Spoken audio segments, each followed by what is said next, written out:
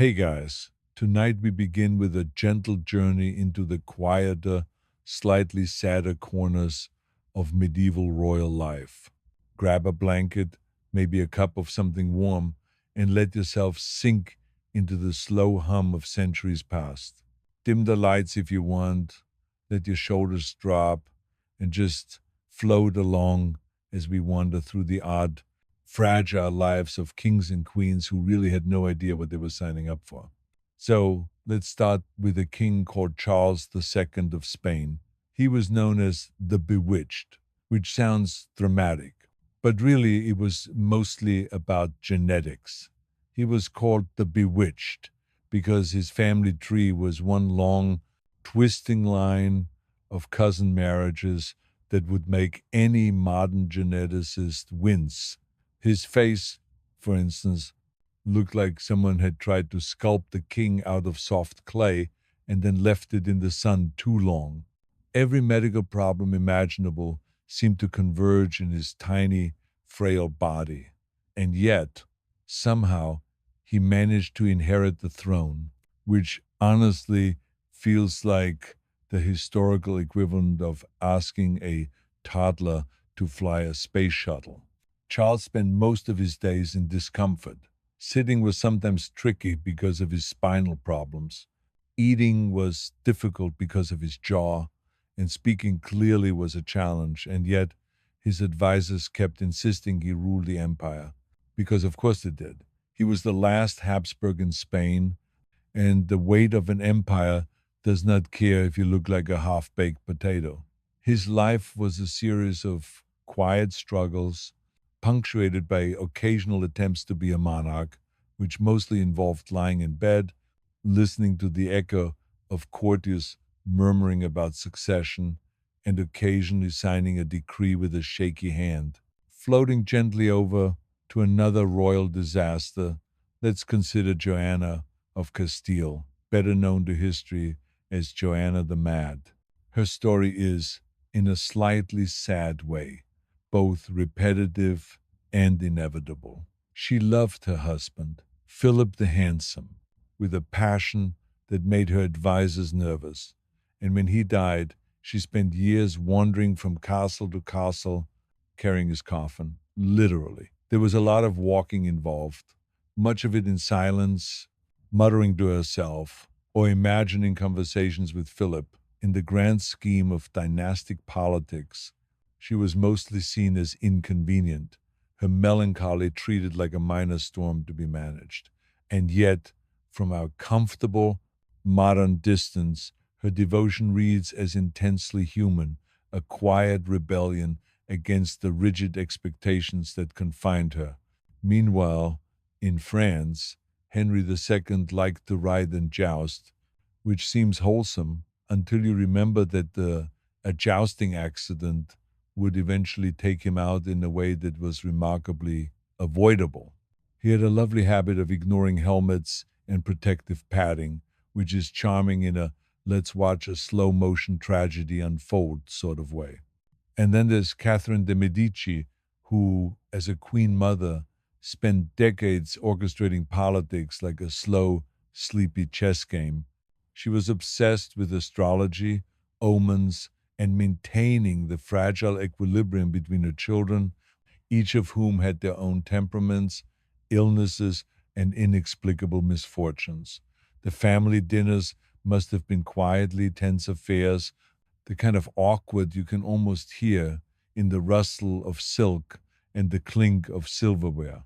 We can't skip over the child monarchs either. Take Edward VI of England. He became king at 9, which is basically toddler age for empire management.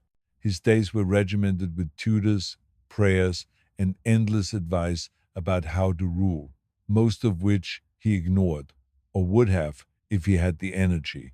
He was a sickly child, constantly battling fevers, rashes, and the general indignities of being a tiny king expected to act wise.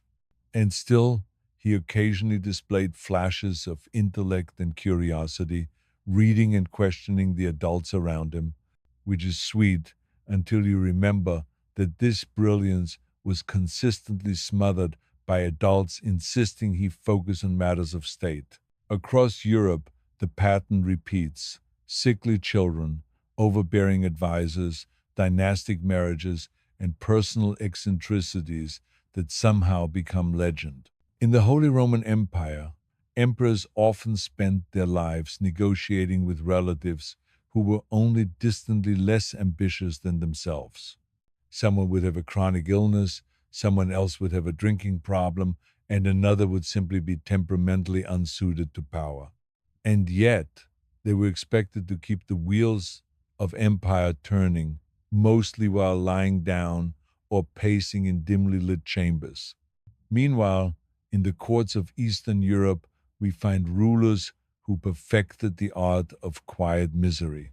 Sigismund II of Poland is a good example. He preferred reading and philosophy to swordplay, which made him unpopular among the nobility who wanted action, not introspection. His advisors constantly pressed him to take military action or produce heirs, and Sigismund spent most of his life trying to balance these expectations with the reality that he was easily fatigued, prone to melancholy, and had very particular tastes in furniture. The result was a life lived slowly, gently, often in a soft haze of ennui, punctuated by bouts of minor scandal and whispered critiques. Even leisure in these courts could be an ordeal. Hunting, which we imagine as outdoor fun, was sometimes exhausting and frequently dangerous. Royal banquets involved hours of ritualized eating, where each bite of food was watched, discussed, and judged. Music and dancing were supposed to be diversion, but in many cases they became subtle arenas for status displays, where a missed step or forgotten bow could echo for days. Royals had very little privacy, and what passed for recreation was usually another form of performance. As we drift along, one can't help but notice the irony. Those who seemed to have everything often had the least freedom. Louis XIV of France, for instance, built Versailles not just as a palace but as a carefully monitored stage, ensuring that the nobility was constantly visible, constantly performing, and constantly reminded of his power. He himself, despite being larger than life in legend, had his quirks. He was meticulous about his morning routine, spent hours on elaborate dress, and reportedly had a small obsession with how others smelled, which feels oddly domestic when you consider the vast political machinery moving around him. Of course, not all misery was visible. Mental strain often played a quiet, invisible role. Charles VI of France, known later as Charles the Mad, would sometimes fail to recognize his own family members. For months at a time, he could drift in and out of clarity, sitting in rooms, nodding to invisible guests, or laughing at private jokes only he could understand. His courtiers learned to tiptoe around him, reading his moods with care, adjusting plans in silence. And yet, the king remained central to governance, if only as a symbolic figure around which others maneuvered. In England, Margaret of Anjou faced a different but equally tiring sort of pressure. She married Henry VI and had to navigate a court divided by faction, a king uninterested in ruling, and a war that demanded strategic thinking she often provided. Her life, while dramatic in retrospect, was a slow grind of correspondence, negotiation, and subtle assertion, a quiet, persistent battle with fatigue, worry, and the occasional betrayal. She had no glamorous exits, no heroic charges into history. Her victories were measured in letters, alliances, and surviving another year in a turbulent court. Even beyond Europe, the story of constrained royalty repeats itself. In the Mughal Empire, princes spent years in ceremonial isolation, learning court etiquette, statecraft, and swordplay in a carefully controlled environment. They were monitored, educated, and often overfed with lessons about hierarchy. Some flourished, others languished in quiet anxiety, and the less capable ones were quietly sidelined, which, in their context, could be as close to tragic as daily life could get. And so we continue moving through centuries across dynasties and continents, noticing the patterns that quietly hum beneath the surface. A child monarch struggles to walk under the weight of expectations. A queen obsesses over a coffin. A king spends hours in discomfort because his jaw cannot properly close. Courtiers whisper. Dynasties arrange marriages that make geneticists cringe, and everyone wonders if anyone will ever truly be free of the invisible constraints of bloodline and protocol. The rhythm of royal life is slow, repetitive, and subtle. It is punctuated by small triumphs, quiet humiliations, fleeting pleasures, and endless obligations. A sneeze, a limp, a mismanaged banquet, these small incidents often have disproportionate effects on history. And as we drift along this path, we notice that the story is less about battles or declarations and more about endurance, subtle cruelty, and the strange human persistence to keep moving forward, even when the circumstances are clearly unkind. And so, Charles, Joanna, Henry, Catherine, Edward, Sigismund, Louis, Margaret, and Charles, again, they all share something gentle and persistent, a life constrained by expectations, marked by quiet suffering, and punctuated by fleeting glimpses of personal expression. Their miseries are often mundane, their struggles mostly private, yet somehow, through the gentle tedium, history remembers them.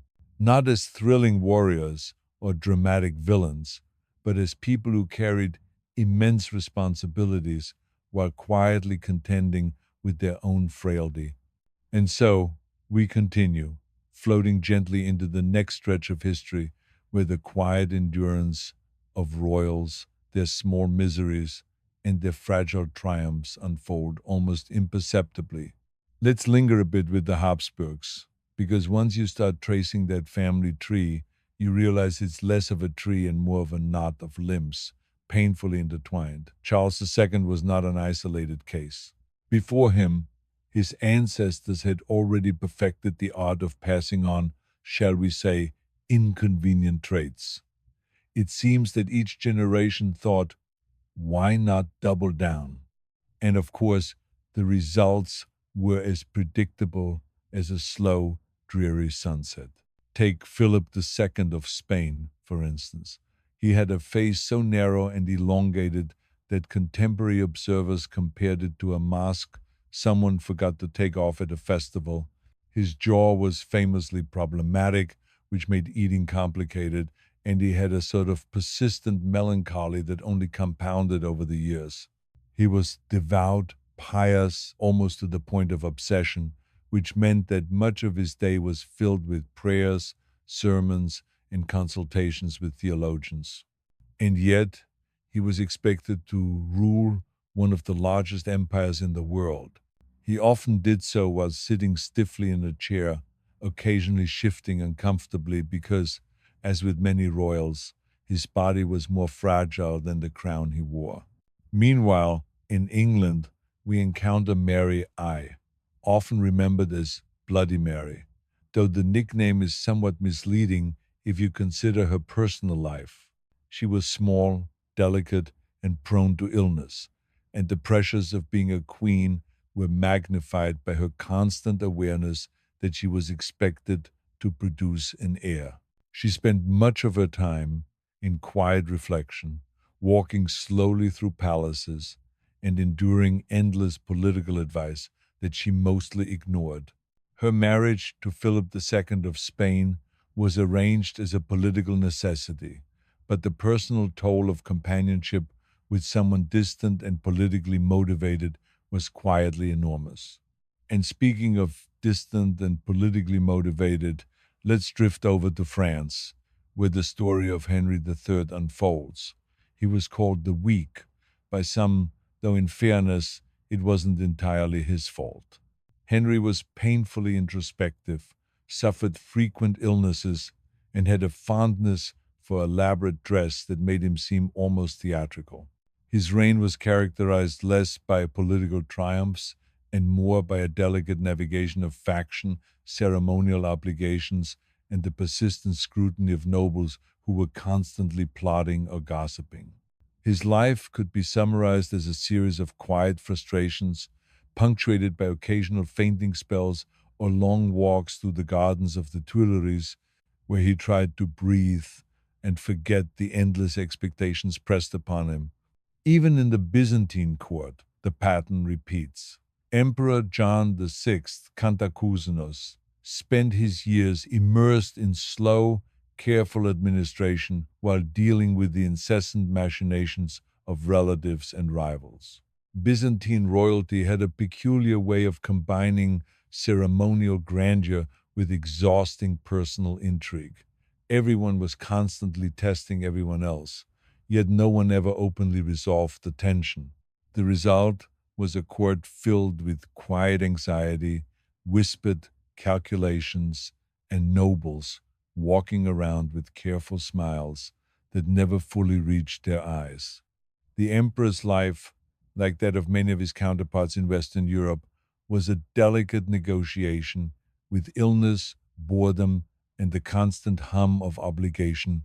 Back in the Iberian Peninsula, Ferdinand and Isabella managed to centralize Spain, which sounds impressive until you remember that they did it largely by controlling every aspect of family life and marital arrangement. Their children were carefully observed, trained, and married off with precision, producing alliances and occasional genetic headaches along the way.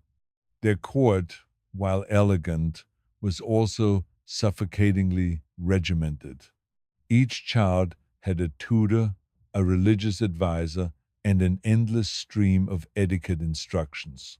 Play was rare, freedom almost non existent, and mistakes were quietly catalogued for future reference.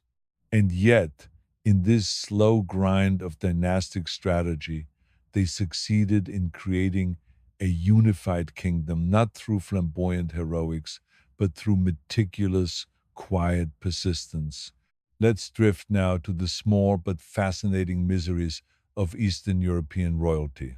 Sigismund III of Poland, for instance, spent years shuttling between Warsaw and Krakow, maintaining a court filled with minor nobles, ceremonial expectations, and the ever present pressure to produce male heirs.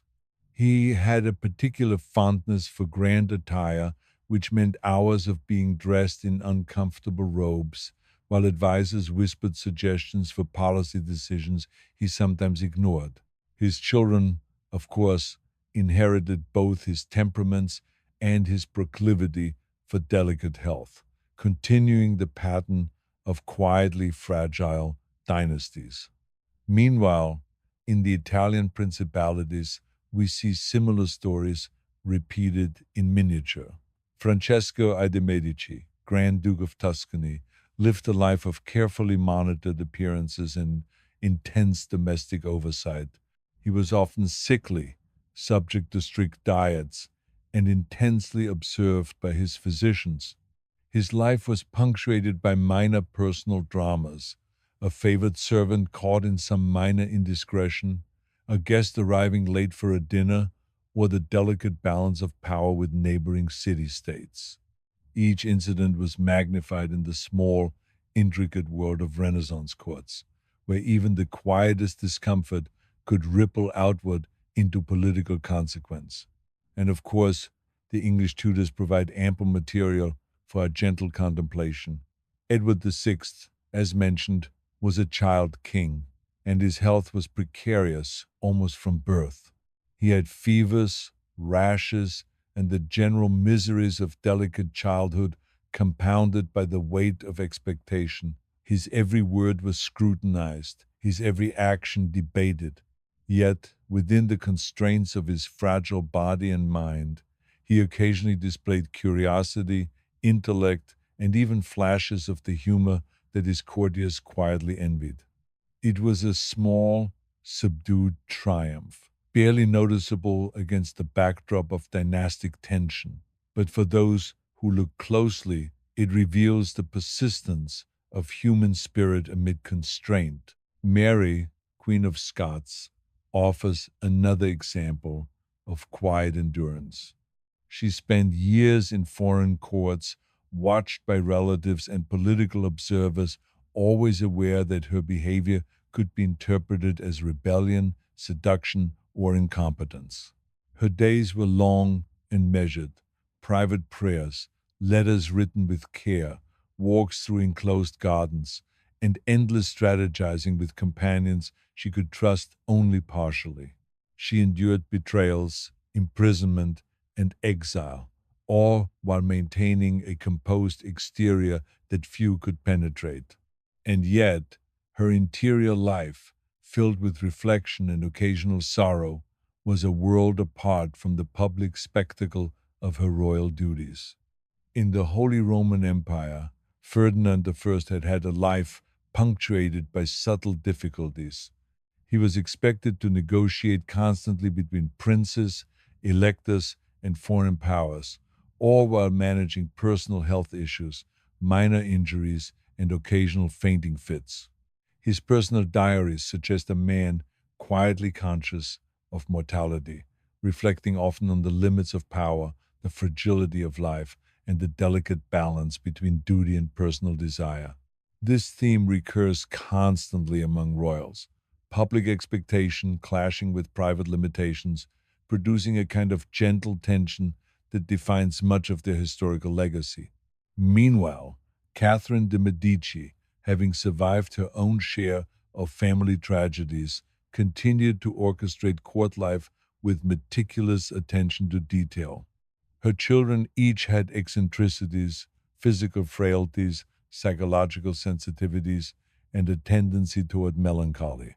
Catherine managed them with a combination of strict discipline, subtle manipulation, and a deep awareness that the world would interpret any visible flaw as weakness.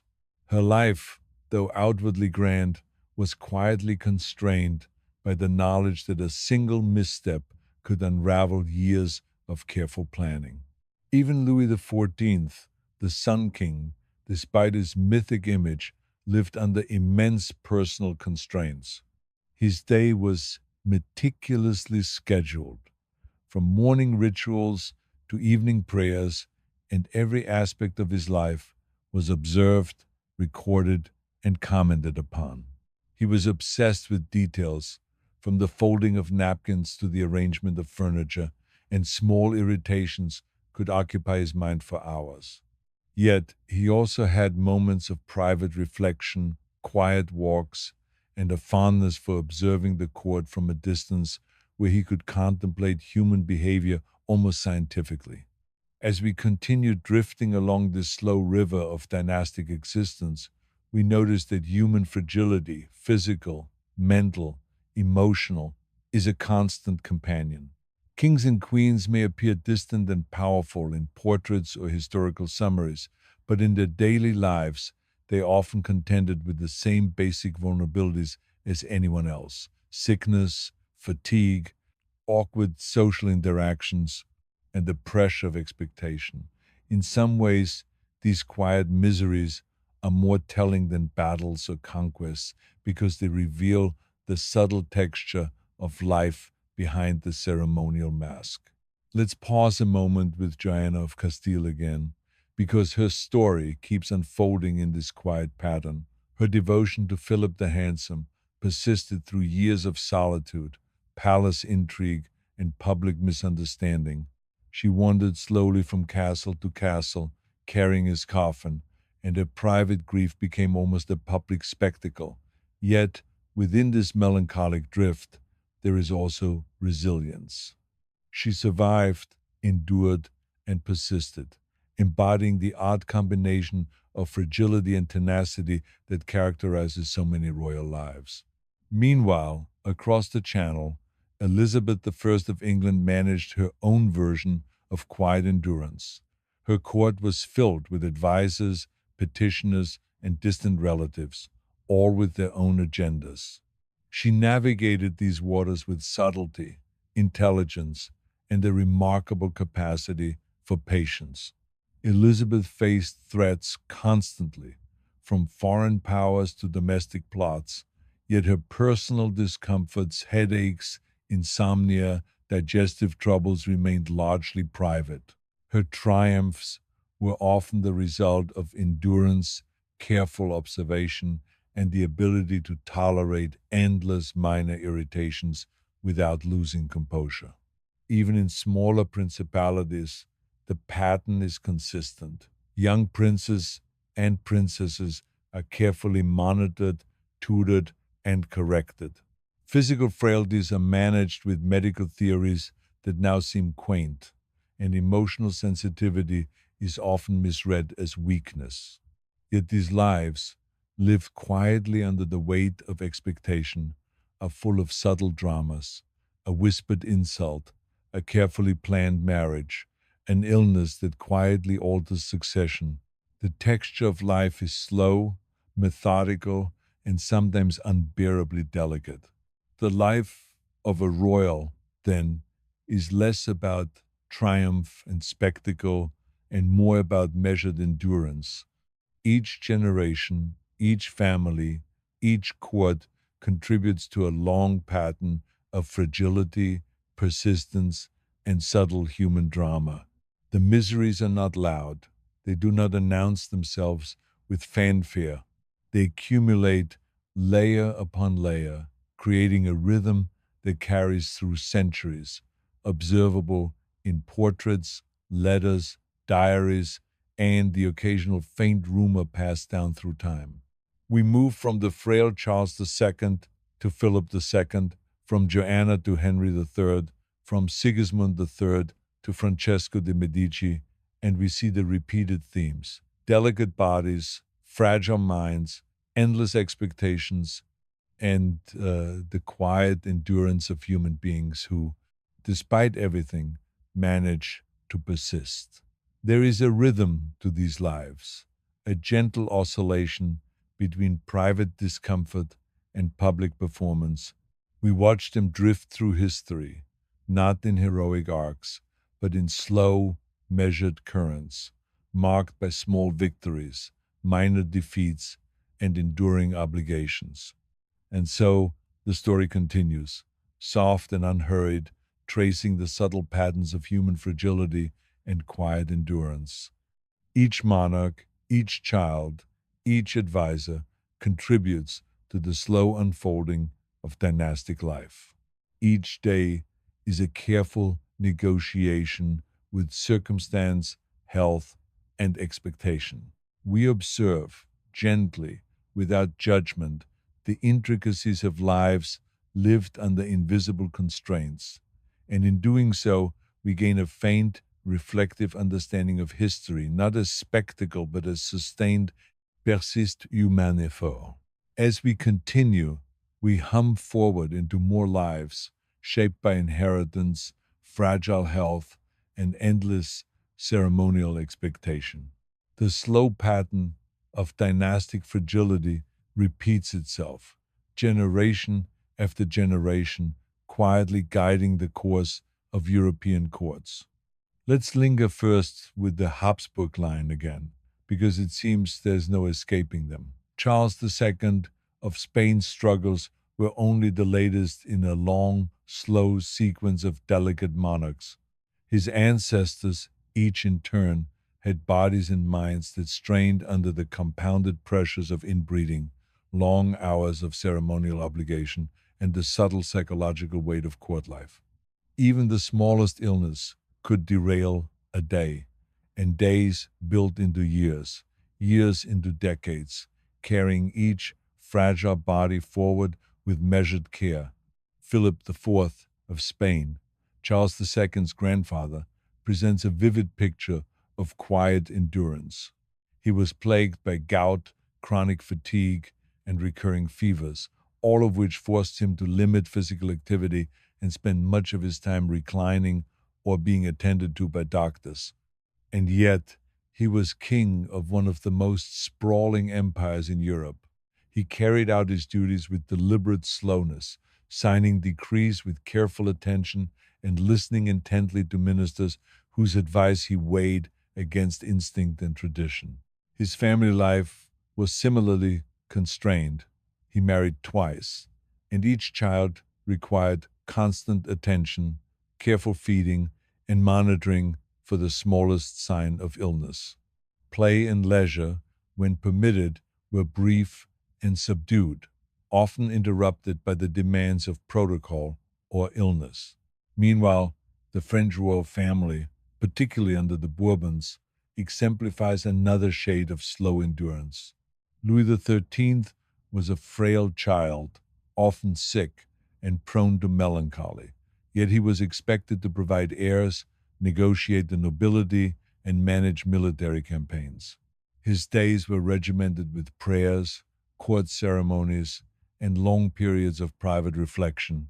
Cardinal Richelieu, his chief minister, monitored and guided him carefully, ensuring that even small lapses in attention did not threaten the delicate balance of state. Louis's health remained a constant concern, his days punctuated by minor ailments, careful diets, and hours of slow pacing through palace corridors. Let's pause briefly with Anne of Austria, Louis XIII's mother. She endured extended periods of political isolation, the pressures of marriage to a king frequently absent, and the demands of producing heirs.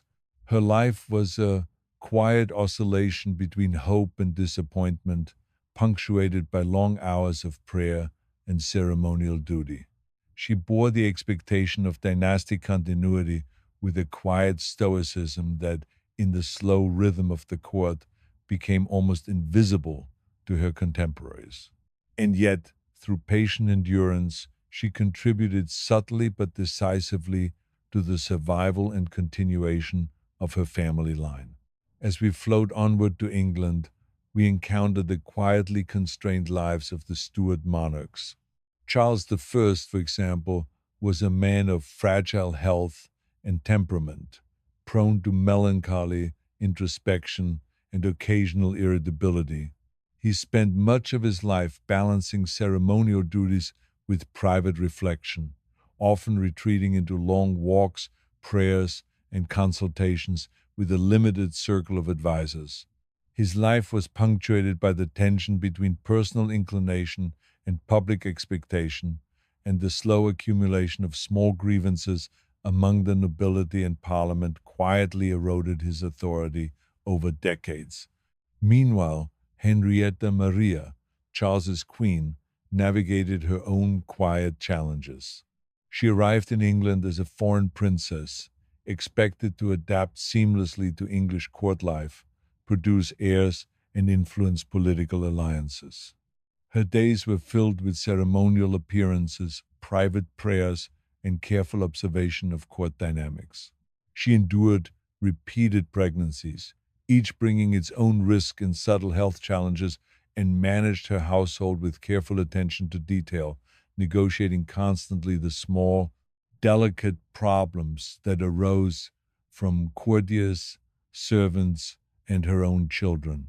Even the children of these monarchs faced a measured, constrained existence.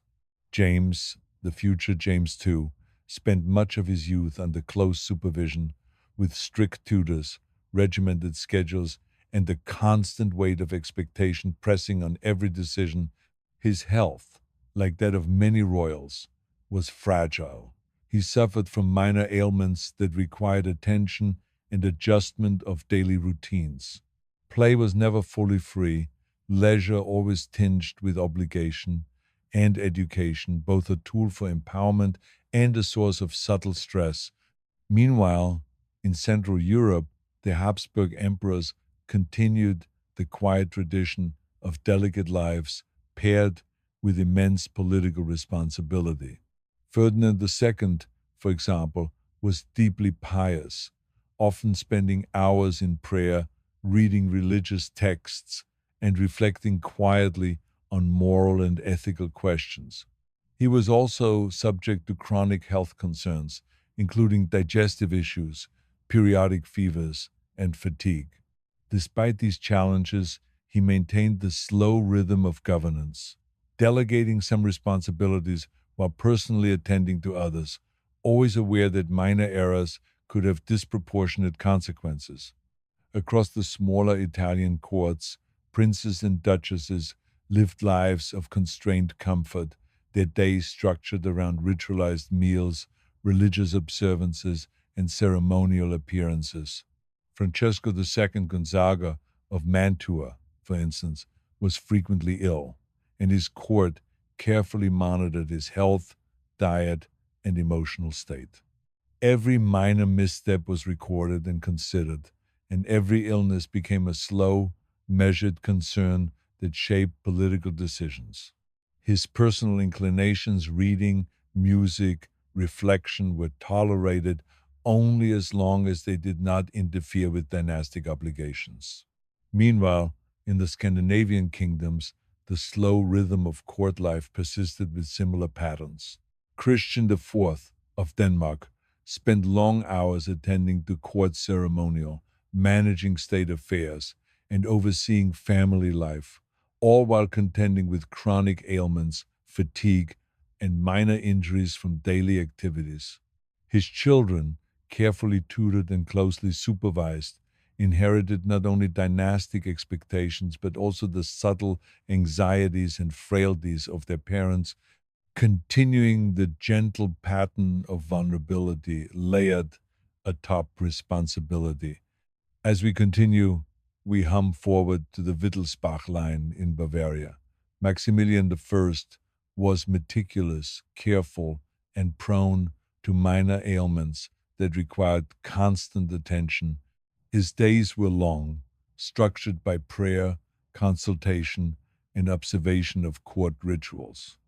Every decision, even the smallest, carried weight, and the slow accumulation of small responsibilities shaped his life far more than any single dramatic event. His family, similarly constrained, lived under careful surveillance, with minor illnesses, emotional sensitivity, and behavioral idiosyncrasies catalogued and adjusted for. Meanwhile, back in France, the life of Louis XIV's children illustrates another subtle form of dynastic tension. The Dauphin, for instance, was carefully raised in a world of ritual, etiquette, and expectation. Even minor expressions of discomfort were noted and corrected. He suffered from minor health issues, frequently endured long, tedious instruction, and was expected to maintain composure regardless of circumstance. Play and leisure existed only within the narrow confines of acceptable behavior, and the rhythm of daily life was slow, measured, and precise. In England, the life of Charles II provides a quieter yet equally instructive example. Though his public persona suggested indulgence, much of his private life involved careful attention to health, social observation, and navigation of court dynamics. Even during moments of apparent pleasure, he remained constrained by duty, familial expectations, and the subtle pressures of nobility. His personal habits, eccentricities, and vulnerabilities were quietly observed by courtiers, advisors, and family alike, shaping both perception and historical record. As we float along to the Habsburgs once more, Leopold I offers a striking example of endurance under constraint. He suffered from poor health throughout life, including minor fevers, digestive problems, and fatigue.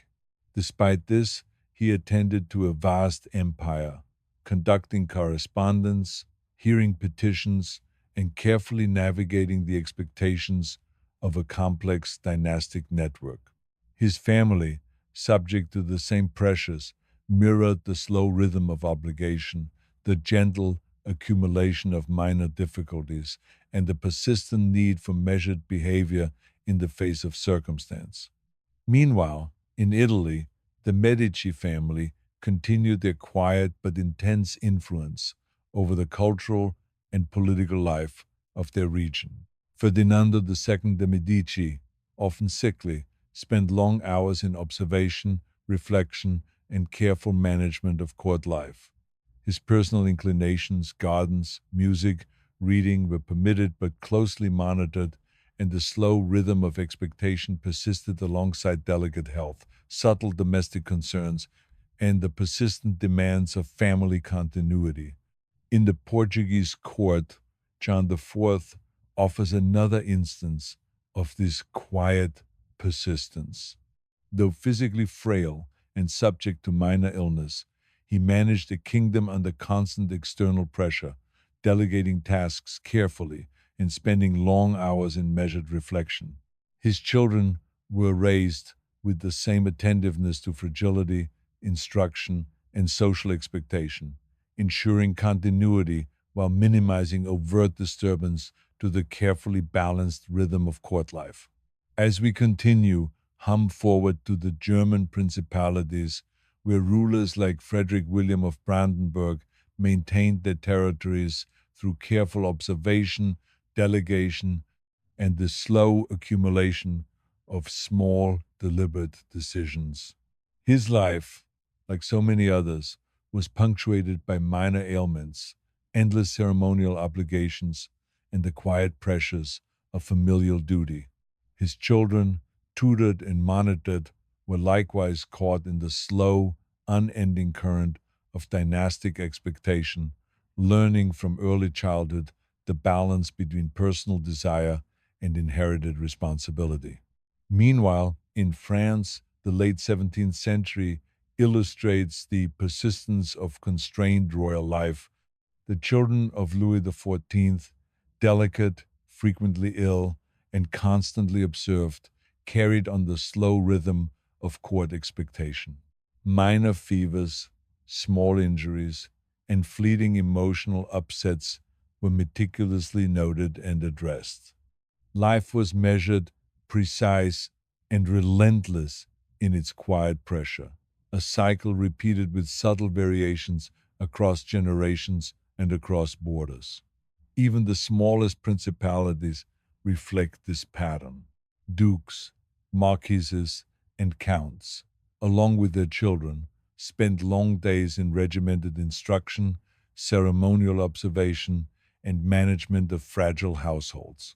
Minor illness, emotional sensitivity, and physical weakness were constant companions, quietly shaping behavior and guiding decisions.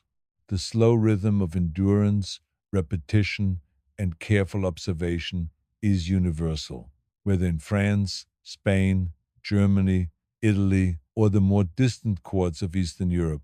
As we continue, hum forward, observing the quiet accumulation of fragility and constraint, we notice that the underlying pattern is constant: minor illness, delicate temperament, rigorous expectation, and the subtle endurance of obligation. Dynasties persist not through dramatic heroics, but through the quiet persistence of fragile individuals navigating slow, demanding routines. Courtiers, family members, and advisors participate in the same rhythm, creating a latticework of constraint that shapes both private life and public history. We let it carry forward from generation to generation, dynasty to dynasty, each life quietly echoing the last. Minor illness, fragile health, and subtle misfortune persist, tempered only by careful observation, delegated responsibilities, and the slow accumulation of experience. The rhythm of royal life remains slow, deliberate, and softly insistent, marking time and pattern more than dramatic action or heroic narrative. And so the pattern continues through the late 17th century across Europe in courts large and small. Each child, each monarch, each courtier participates in the gentle oscillation between duty, fragility, and endurance. Their lives are measured in careful steps, minor victories, private sorrows, and quiet observation. The slow hum of history moves forward, not in dramatic leaps, but in the steady persistence of ordinary human fragility layered over dynastic expectation. As we continue, hum forward through the quiet corridors of palaces, the slow gardens of duchies, the measured halls of empires, and the gentle, persistent pulse of European dynasties. Each generation, each child, each quiet illness, and every minor triumph contributes to a rhythm that moves gently through centuries, soft and unhurried, quietly marking the passage of human life beneath the weight of expectation. As we continue, the slow rhythm of royal fragility carries us through more generations of European dynasties, where delicate health, constant observation, and persistent obligation shape lives in quiet, measured ways. Let's linger first with the Habsburg line, because their pattern of inherited frailty seems endless. Charles II's body and mind were not unique. His ancestors carried similar delicate constitutions, minor ailments, and chronic fatigue that quietly influenced their decisions and daily lives. Even simple tasks were laborious, each day a careful balance between personal limitation and public expectation. Philip III of Spain exemplifies this slow endurance. He was weakly built, frequently ill, and prone to melancholy, yet he was expected to oversee one of the most extensive empires in the world. Much of his day was spent reclining in carefully arranged chambers, attended by physicians and advisors who monitored his every movement. Court life, though outwardly grand, was full of subtle demands: careful attendance to ceremonies, measured conversation with diplomats, and endless correspondence that required patience and concentration. Family life, likewise, was a continuous sequence of delicate oversight, ensuring that children were healthy, instructed properly, and prepared for dynastic responsibilities. Meanwhile, the French court under Louis XIV continued to exemplify the quiet rigor of royal life. His children, though surrounded by wealth and splendor, were constantly observed, tutored, and corrected. Minor illness, fleeting emotion, and temperamental quirks were recorded and managed, shaping behavior through careful control. Even the smallest misstep could have consequences, and the slow accumulation of observation, correction, and instruction created a rhythm of quiet endurance. Louis himself, meticulous about daily routines and ceremonial precision, reinforced this cycle, ensuring that both his family and courtiers lived under constant subtle pressure. In England, the Stuart line illustrates similar patterns of constrained existence. Charles II, though remembered for indulgence in later life, spent his youth navigating delicate health and continuous observation. He endured minor illnesses, subtle social pressures, and the slow rhythm of ceremonial expectation. His advisors, aware of his frailties, constantly adjusted routines to accommodate both body and status, producing a life that was meticulously structured, even if outwardly it appeared indulgent. Henrietta Maria, his queen, managed parallel pressures. Her days were filled with ceremonial appearances, prayer, and careful supervision of children. Each pregnancy carried risk, each minor illness required intervention, and the careful balance of domestic management and political observation shaped her life with steady, quiet insistence. Personal indulgences were minimal and measured, and every action was quietly observed by courtiers and family alike.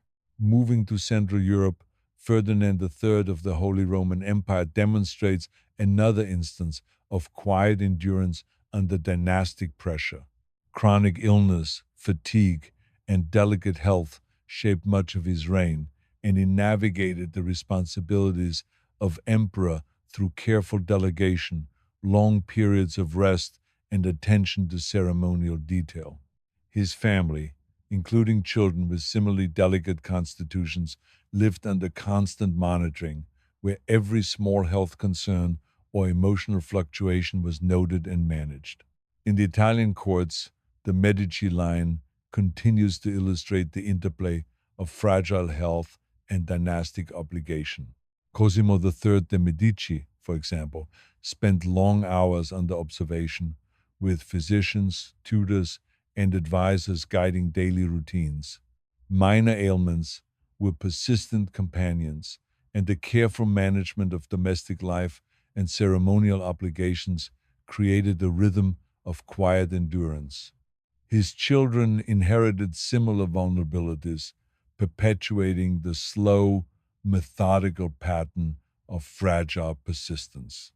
In Scandinavia, the Swedish monarchy provides another example. Charles XI, frequently ill as a child, spent much of his youth in regimented study, careful physical management, and preparation for dynastic responsibilities. His adult life continued the pattern: long hours of administrative oversight, attention to ceremonial detail, and careful monitoring of personal health. Each decision was tempered by fragility, each duty a gentle negotiation between capacity and expectation. Meanwhile, the German principalities maintained similar quiet rhythms. Leopold Wurst of Bavaria, for example, experienced chronic minor illness, fatigue, and occasional fevers. Yet he was responsible for guiding the state and maintaining the delicate balance of alliances, marriages, and family relations. His children, tutored and closely observed, mirrored his own carefully managed life, perpetuating the subtle but persistent patterns of dynastic continuity. In France, Louis XV's children continued the slow, deliberate pattern of royal upbringing. Instruction was meticulous, observation constant, and minor illness carefully managed. Even the smallest emotional disturbance could be noted and corrected. Life was measured in steps, small victories, and persistent oversight. Courtiers, family, and advisors participated in the same rhythm, guiding behavior and ensuring continuity without sudden disruption. Across Portugal, John V similarly managed life under subtle constraints. Chronic ailments, minor fatigue, and delicate health shaped daily routines. Ceremonial duties, domestic management, and dynastic observation required careful attention, creating a rhythm of endurance repeated across generations. His children were similarly monitored, trained, and observed, extending the quiet pattern of persistence into the next generation. In the smaller Italian duchies, such as Savoy and Mantua, princes and duchesses experienced lives dominated by ritual, observation, and measured daily routines. Francesco III d'Este, for instance, was often sickly, attended carefully by physicians and tutors. Minor fluctuations in health or mood were significant events, recorded and acted upon with deliberate precision. These lives, though outwardly elegant and ceremonious, were quietly constrained by fragile bodies, slow rhythms, and persistent expectation. Meanwhile, the English royal children continued the pattern of delicate endurance. James II, as a young prince, experienced regimented instruction, constant observation, and minor health struggles. Each minor illness, temperamental episode, or misstep was carefully noted and adjusted for. Leisure existed only within controlled boundaries, and daily routines were designed to cultivate endurance, stability, and conformity to dynastic expectations. Across Europe, the pattern of constrained royal life is constant. Physical fragility, emotional subtlety, and meticulous observation shape the experience of childhood, adolescence, and adulthood. Minor ailments, fatigue, and emotional sensitivity influence decisions, affect routines, and guide behavior with quiet but persistent pressure. These lives, while outwardly marked by wealth, ceremony, and influence, are internally defined by endurance, careful management, and the slow, unbroken rhythm of dynastic expectation. In Spain, Charles II's court continued to exemplify this rhythm. Children, advisors, and courtiers moved within the delicate structure of expectation, each action measured, each illness monitored, each emotional response noted. The monarchy, though grand in appearance, was a system delicately maintained by observation, care, and slow, persistent effort. The lives of each member, from sovereign to servant, were entwined in a quiet, unending cycle of constraint, attention, and subtle influence.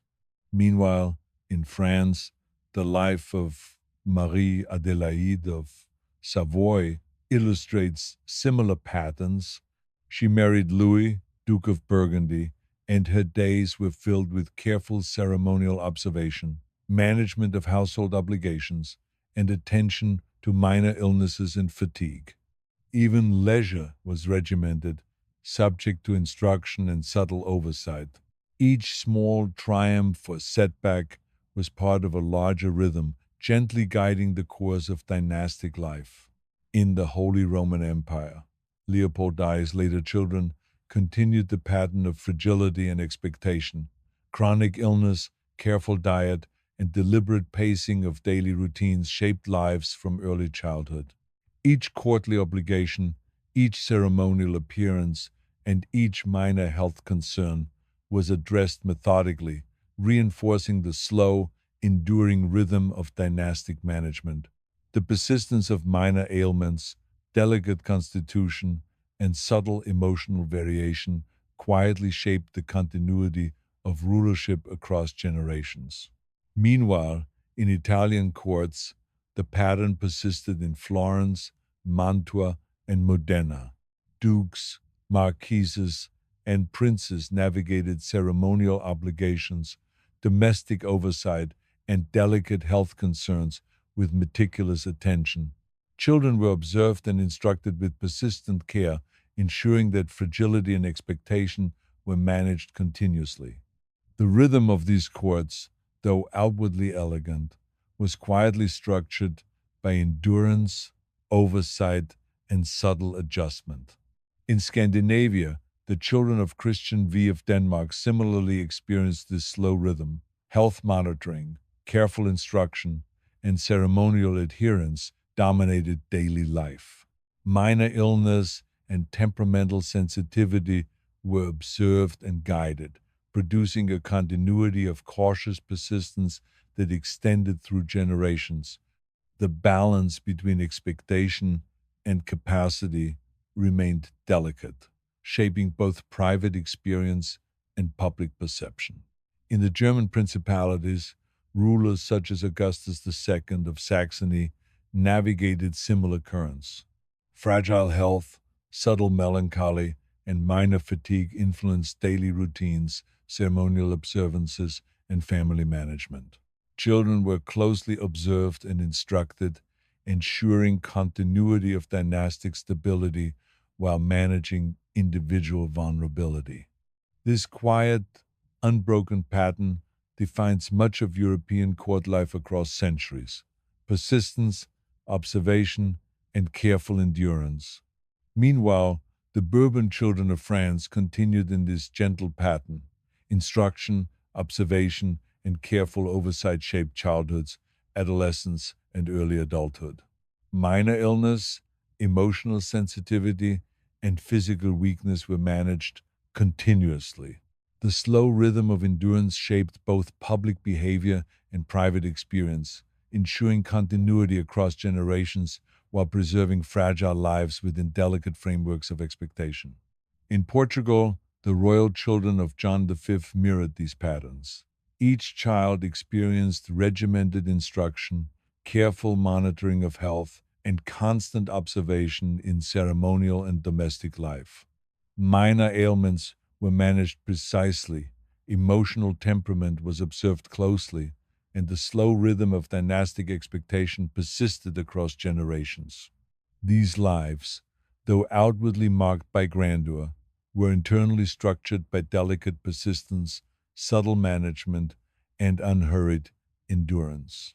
Even the smallest European duchies reflect this quiet, persistent pattern. Courts in Savoy, Parma, Modena, and Mantua maintained rigid oversight of children and adults alike. Chronic minor illness, emotional sensitivity, and ceremonial adherence shaped daily life. Each generation inherited a delicate balance of health, instruction, and expectation, quietly extending the rhythm of dynastic endurance through time. In France, the children of Louis XV illustrate the repetition of these subtle patterns. Instruction was meticulous, oversight constant, and minor health concerns carefully addressed. Emotional sensitivity and small weaknesses were catalogued, corrected, or accommodated. The slow rhythm of routine, observation, and endurance shaped public appearance and private life alike, producing continuity and subtle persistence across generations. Across Europe, whether in Spain, France, Germany, Italy, Portugal, or Scandinavia, the same quiet currents flow. Fragile health, minor emotional turbulence, and subtle vulnerabilities shape the rhythm of court life. Children, princes, princesses, and sovereigns alike participate in these patterns, moving within carefully managed structures of expectation, observation, and minor adjustment.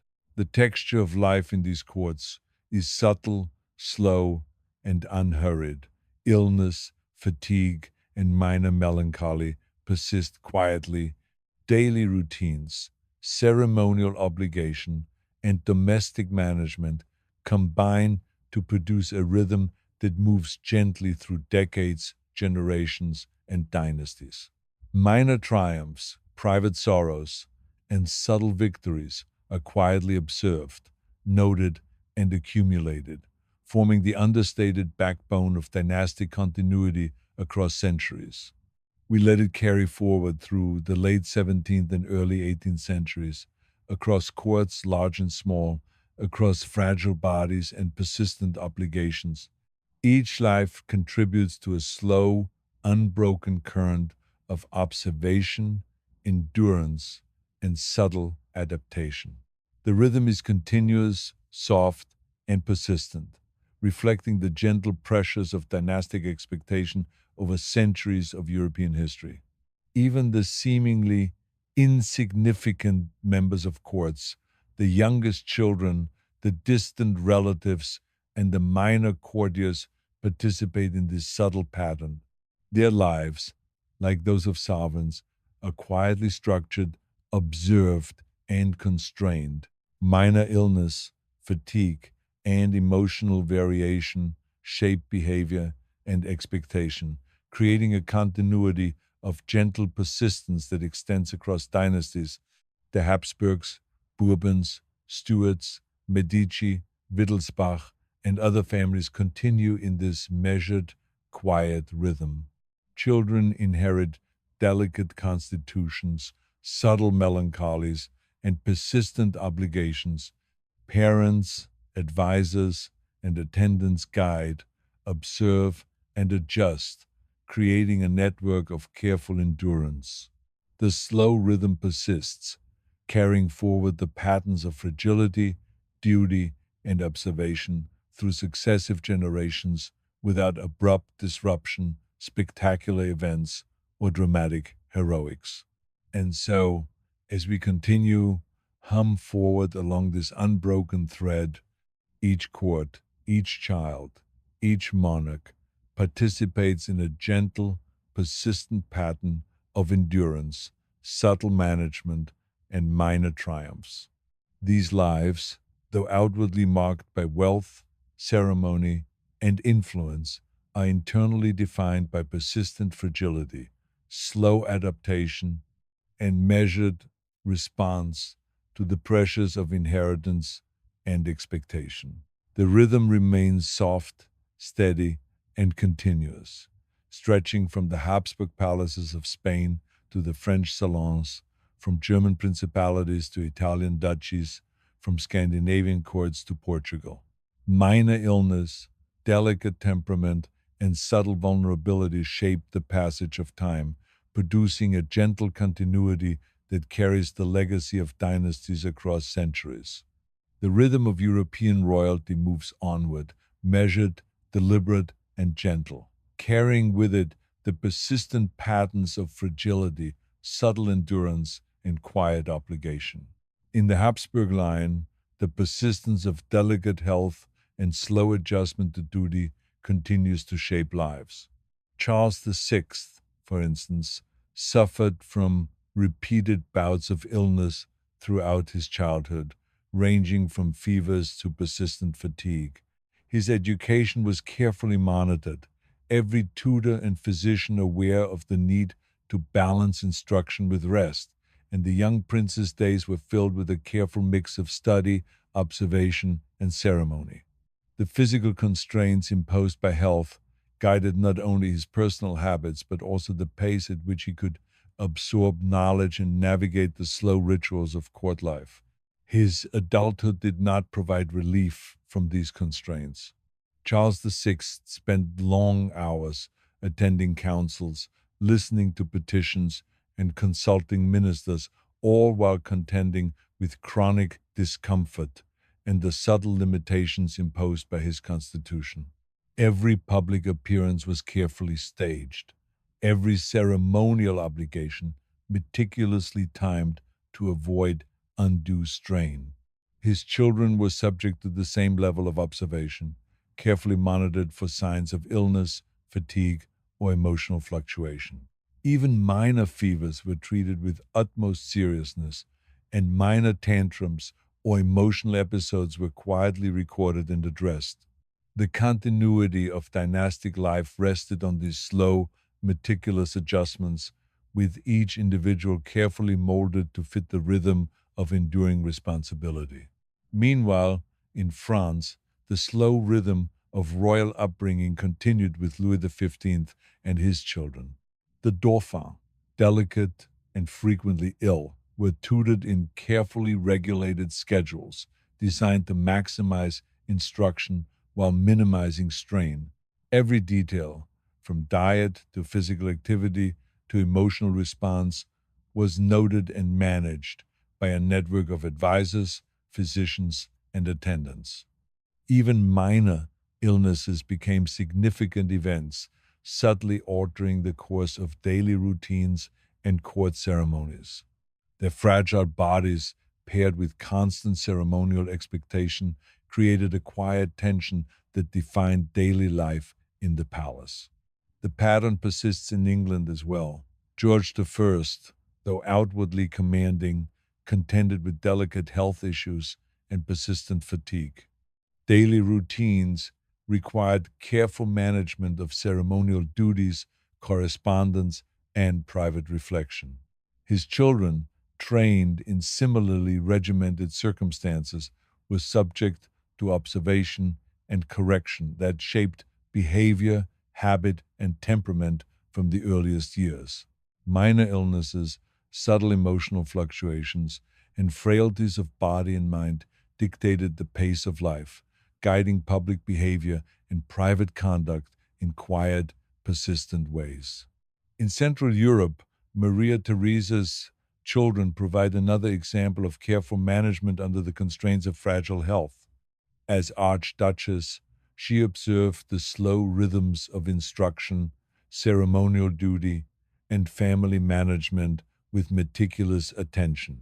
Each child was closely monitored, tutored, and medically attended to, with minor ailments and emotional sensitivity carefully documented.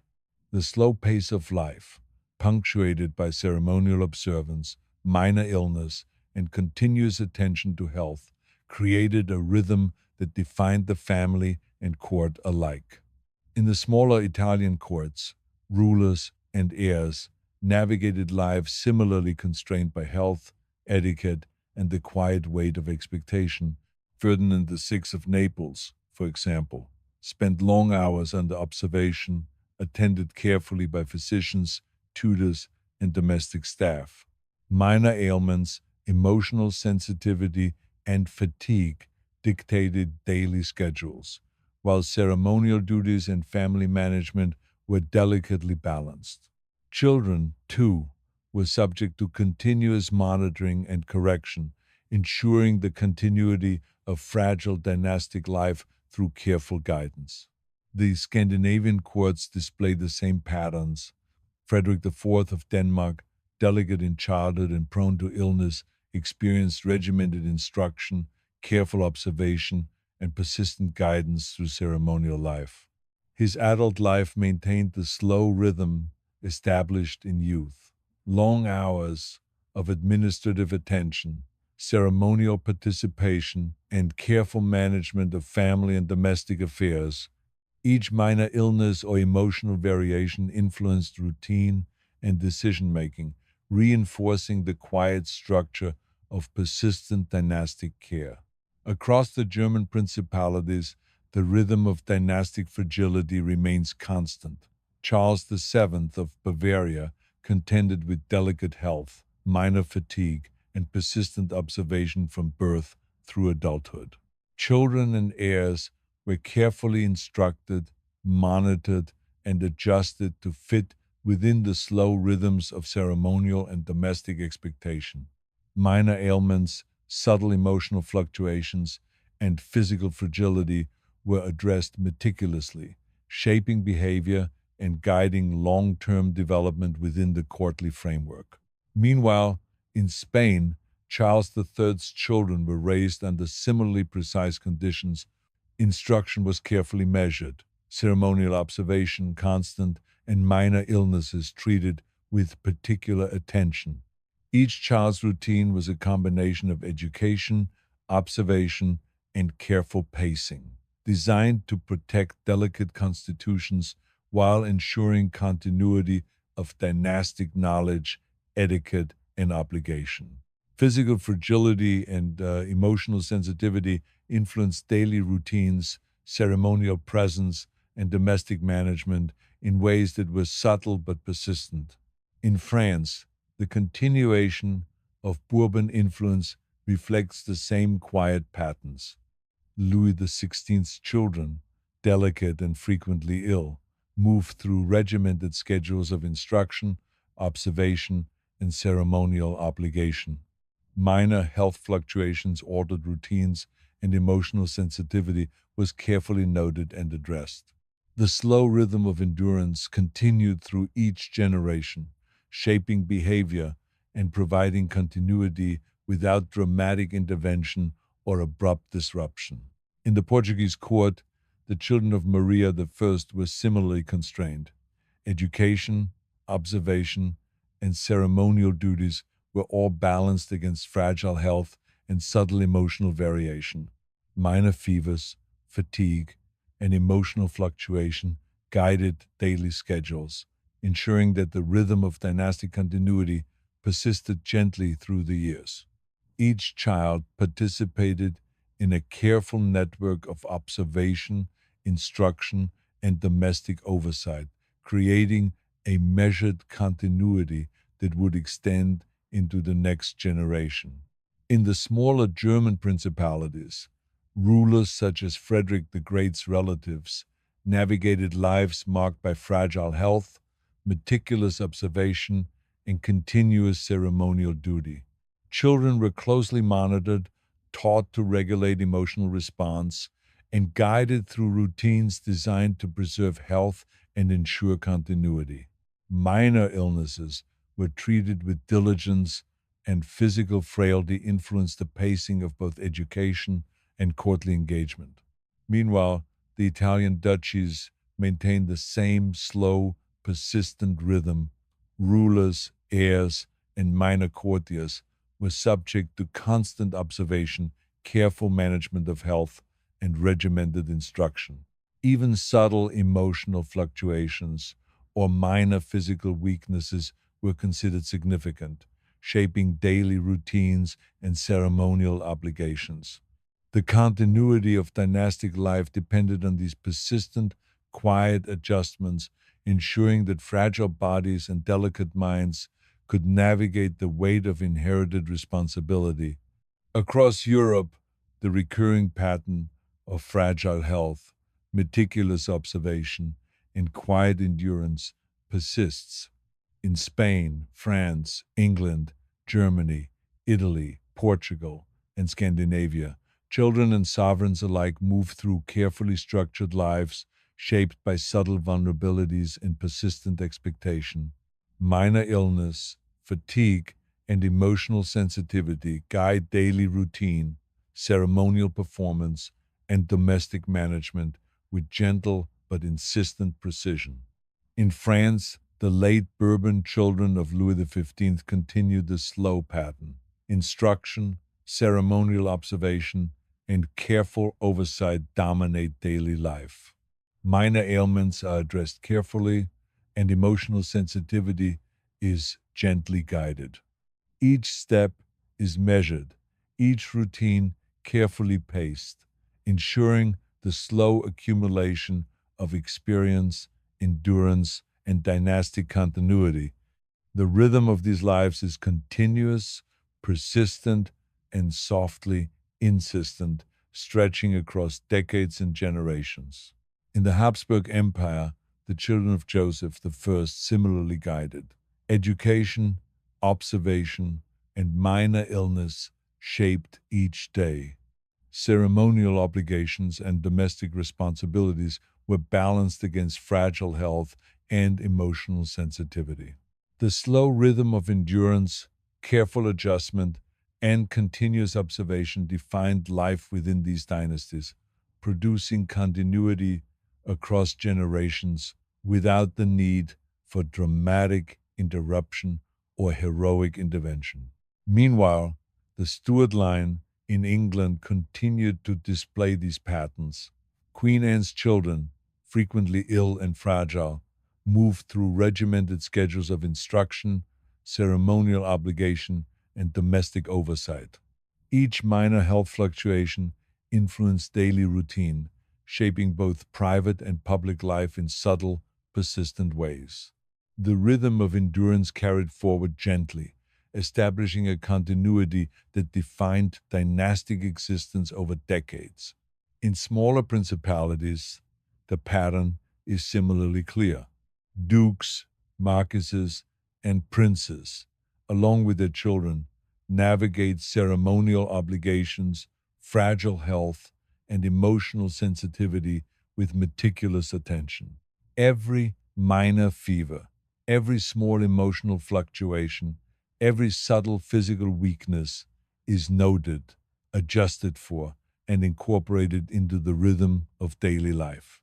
The slow, persistent pattern of endurance and observation ensures continuity without dramatic action or sudden disruption. The Spanish Bourbons in the later 18th century continued the tradition. Children were carefully tutored, observed, and medically attended to. Minor illness, fatigue, and emotional variation guided daily life, shaping ceremonial presence and domestic management.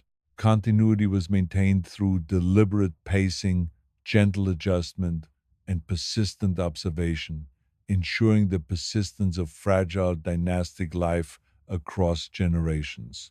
Meanwhile, in France, the children of Louis XVI reflected the same slow pattern.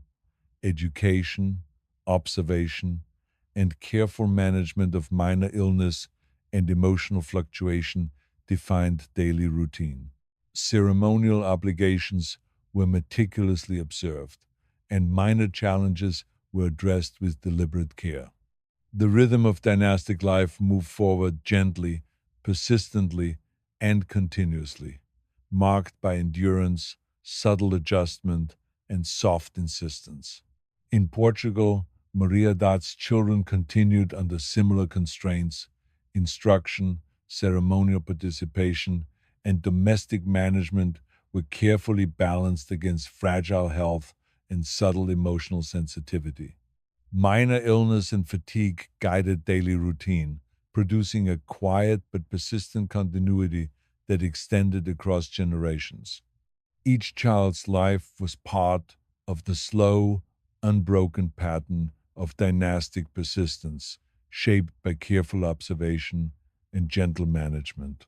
Across European courts, the continuity of fragile life, meticulous observation, and subtle endurance remains constant. The Habsburgs, Bourbons, Stuarts, Medici, Wittelsbach, and smaller dynasties alike participate in the slow, gentle rhythm of dynastic life. Minor illness, subtle emotional variation, and physical fragility guide daily routine, ceremonial duty, and domestic management. The rhythm is persistent, continuous, and unbroken, stretching across generations with quiet insistence. Even the youngest children, the distant relatives, and the minor courtiers experience these pressures. Their lives are structured, observed, and guided, with minor illness, emotional sensitivity, and physical fragility shaping behavior and expectation. The slow, persistent rhythm of dynastic life extends to every corner of European courts, producing a texture of continuity and endurance across decades. The Bourbon, Habsburg, Stuart, Medici, Wittelsbach, and Portuguese lines all maintain this pattern. Fragile health, careful observation, and subtle endurance define childhoods, adolescence, and adulthood. Minor illness, emotional variation, and physical weakness are continuously managed. Daily routines, ceremonial obligations, and domestic duties are guided by persistent oversight. Continuity is achieved not through spectacle, heroics, or sudden action, but through gentle, unbroken rhythm, patience, and meticulous attention to the subtle pressures of inheritance and expectation. In every European court, the rhythm continues, measured, persistent, and quietly insistent. Fragile health, emotional sensitivity, and subtle vulnerabilities shape the course of life. Children and adults alike navigate daily routines, ceremonial participation, and domestic responsibilities with care, observation, and slow adaptation. Across generations, this pattern produces continuity, endurance, and subtle persistence, defining the texture of dynastic life throughout Europe. The rhythm of royal life continues, slow and deliberate, as fragile bodies and careful observation guide the course of dynastic existence. In the Habsburg line, Maria Theresa's younger children exemplify the pattern of delicate health, meticulous oversight, and continuous ceremonial duty. Each child's day was carefully arranged. Hours of reading and arithmetic, short walks under supervision, and long stretches of reflection. Physicians monitored minor fevers and digestive sensitivities. Tutors adjusted lessons according to energy levels, and even the smallest tantrums or emotional outbursts were quietly corrected. The weight of expectation pressed lightly but persistently, shaping each movement, each gesture, and each response. Her son, Joseph II, displayed similar fragility in childhood. He suffered from minor ailments, fainting spells, and frequent fatigue, which dictated the pace of his education and ceremonial participation.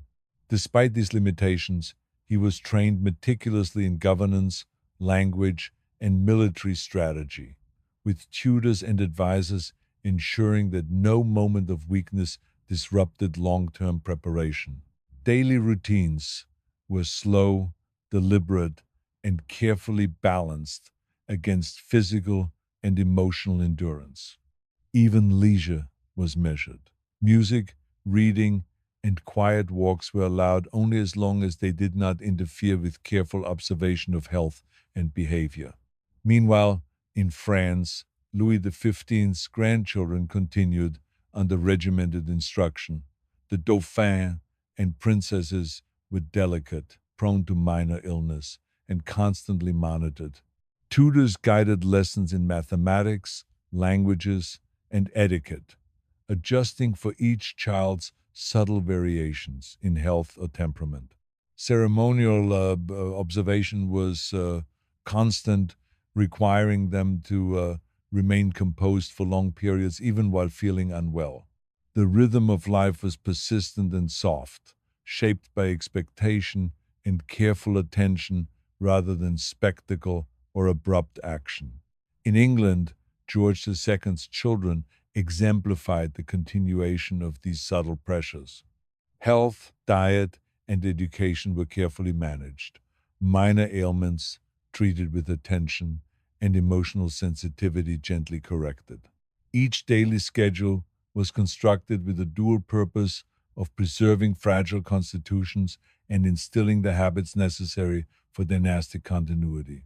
Children and parents alike operated within the quiet network of oversight that defined court life, shaping future rulers without dramatic intervention or overt disruption. In Central Europe, the succession of minor Habsburg princes and princesses continued in similar fashion. Leopold II, as a young prince, experienced careful observation of his health, guided instruction, and regimented ceremonial participation. Even minor digestive issues or fatigue influenced daily schedules, ensuring that the pace of life matched the delicate demands of body and temperament. Courtiers, tutors, and physicians worked together to sustain this rhythm, producing continuity through slow, persistent effort rather than sudden action. In the Italian courts, life proceeded with comparable precision. Charles Emmanuel III of Savoy and his children were closely observed, with daily routines carefully balanced against fragile health. Instruction, ceremonial duties, and domestic management were guided by meticulous oversight. Even brief illnesses were treated with care, and minor temperamental variation was noted and addressed, creating a rhythm of continuity that quietly shaped each generation. Scandinavia presents similar examples. Gustav III of Sweden, as a child, experienced regimented instruction, delicate monitoring of health, and persistent guidance through ceremonial and domestic duties. His parents ensured that fatigue, minor illness, and emotional fluctuation did not disrupt the slow rhythm of learning and observation.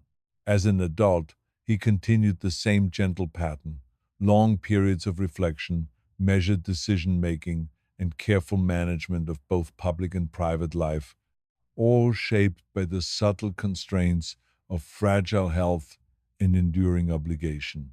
Across the German principalities, rulers and heirs, such as Charles Theodore of Bavaria, lived under the quiet influence of fragile constitutions and meticulous observation. Minor illness dictated daily routines, ceremonial obligations were adjusted to physical endurance, and emotional sensitivity was carefully guided. Children were tutored under these constraints, learning the balance of duty and capacity that would shape their lives and future decisions. Every small adjustment contributed to the larger pattern of persistent dynastic continuity. Meanwhile, in Spain, Charles III's children were subject to similarly careful oversight. Their health, temperament, and emotional variation influenced daily schedules, instruction, and ceremonial participation. Each minor ailment prompted careful management, ensuring the slow, persistent rhythm of dynastic life continued uninterrupted. These patterns were mirrored across all areas of domestic, political, and ceremonial life, shaping experience quietly but consistently. In France, the fragile children of Louis XVI required constant attention. Tutors, physicians, and attendants carefully monitored every aspect of health, emotional response, and behavior. Ceremonial duty continued uninterrupted, but schedules were adapted to accommodate delicate constitutions. Minor illness, fatigue, and subtle emotional variation dictated the pacing of life, producing a quiet continuity that guided both private behavior and public expectation. In Portugal, Maria's younger children were observed in similar fashion. Instruction was carefully paced, ceremonial participation balanced with periods of rest, and minor illness treated with meticulous care. Emotional sensitivity and physical fragility influence the rhythm of daily life, creating a persistent structure of observation and adjustment that extended across generations. Even seemingly trivial matters, diet, posture, or brief fatigue, were carefully recorded and accommodated to maintain continuity. Smaller German duchies followed the same pattern. Princes and princesses were carefully monitored, instructed, and guided through daily routines that balanced ceremonial obligations, domestic management, and fragile health. Minor ailments and emotional variation were addressed quietly and systematically, producing continuity and endurance without dramatic interruption. Each generation inherited both expectation and vulnerability, ensuring the subtle persistence of dynastic rhythm. In Italy, the minor courts of Modena, Parma, and Mantua maintained this slow, persistent structure. Dukes, duchesses, and their children moved through carefully constructed routines shaped by minor illness, emotional fluctuation, and delicate health. Daily schedules balanced ceremonial obligations with observation and instruction, and every minor variation in temperament or constitution influenced the pacing of life. Courtiers and tutors supported these patterns, ensuring that continuity and dynastic stability persisted quietly over decades. In France, the Bourbon children of the late 18th century followed similarly regimented paths. Daily instruction, ceremonial observation, and minor illness management were all closely coordinated. Emotional sensitivity and physical fragility influenced both private behavior and public performance. The slow, persistent rhythm of endurance and careful guidance produced continuity across generations without need for dramatic intervention or heroic action. In the Habsburg line, the fragile children of Joseph II continued under similar oversight. Daily routines, balanced education, ceremonial obligations, and periods of rest dictated by minor illness or fatigue. Emotional sensitivity and temperamental variation were monitored and guided, producing continuity and endurance across the family line. These subtle adjustments ensured the persistence of dynastic rhythm maintained quietly over decades of careful observation. Meanwhile, in England, Queen Anne's grandchildren maintained the same slow, persistent rhythm. Daily schedules, balanced ceremonial duty, instruction, and careful attention to minor illness or emotional variation. Children learned to regulate behavior, temperamental response, and endurance of ceremonial obligations from early childhood, ensuring continuity and persistence in the rhythm of court life. Smaller European principalities reinforced the same quiet pattern. Dukes, marquises, and minor royals lived under meticulous observation, their days shaped by fragile health, subtle emotional variation, and persistent ceremonial expectation. Minor illness, fatigue, or temperamental fluctuation influence both instruction and daily routines, ensuring the slow, persistent rhythm of dynastic life continued unbroken. In Spain, the Bourbon children of Charles IV followed these patterns. Instruction, observation, and domestic oversight balanced fragile health and delicate temperament. Minor illness dictated pacing, ceremonial participation was adjusted, and emotional sensitivity guided the rhythm of daily life. The persistent, quiet continuity of dynastic life extended across generations without dramatic interruption, spectacle, or heroics. In France, the children of Louis XVI continued under the same careful structures.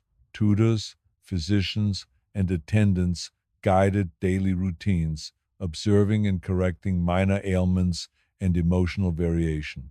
Ceremonial obligations were balanced with periods of rest, producing a measured rhythm that shaped both private behavior and public performance.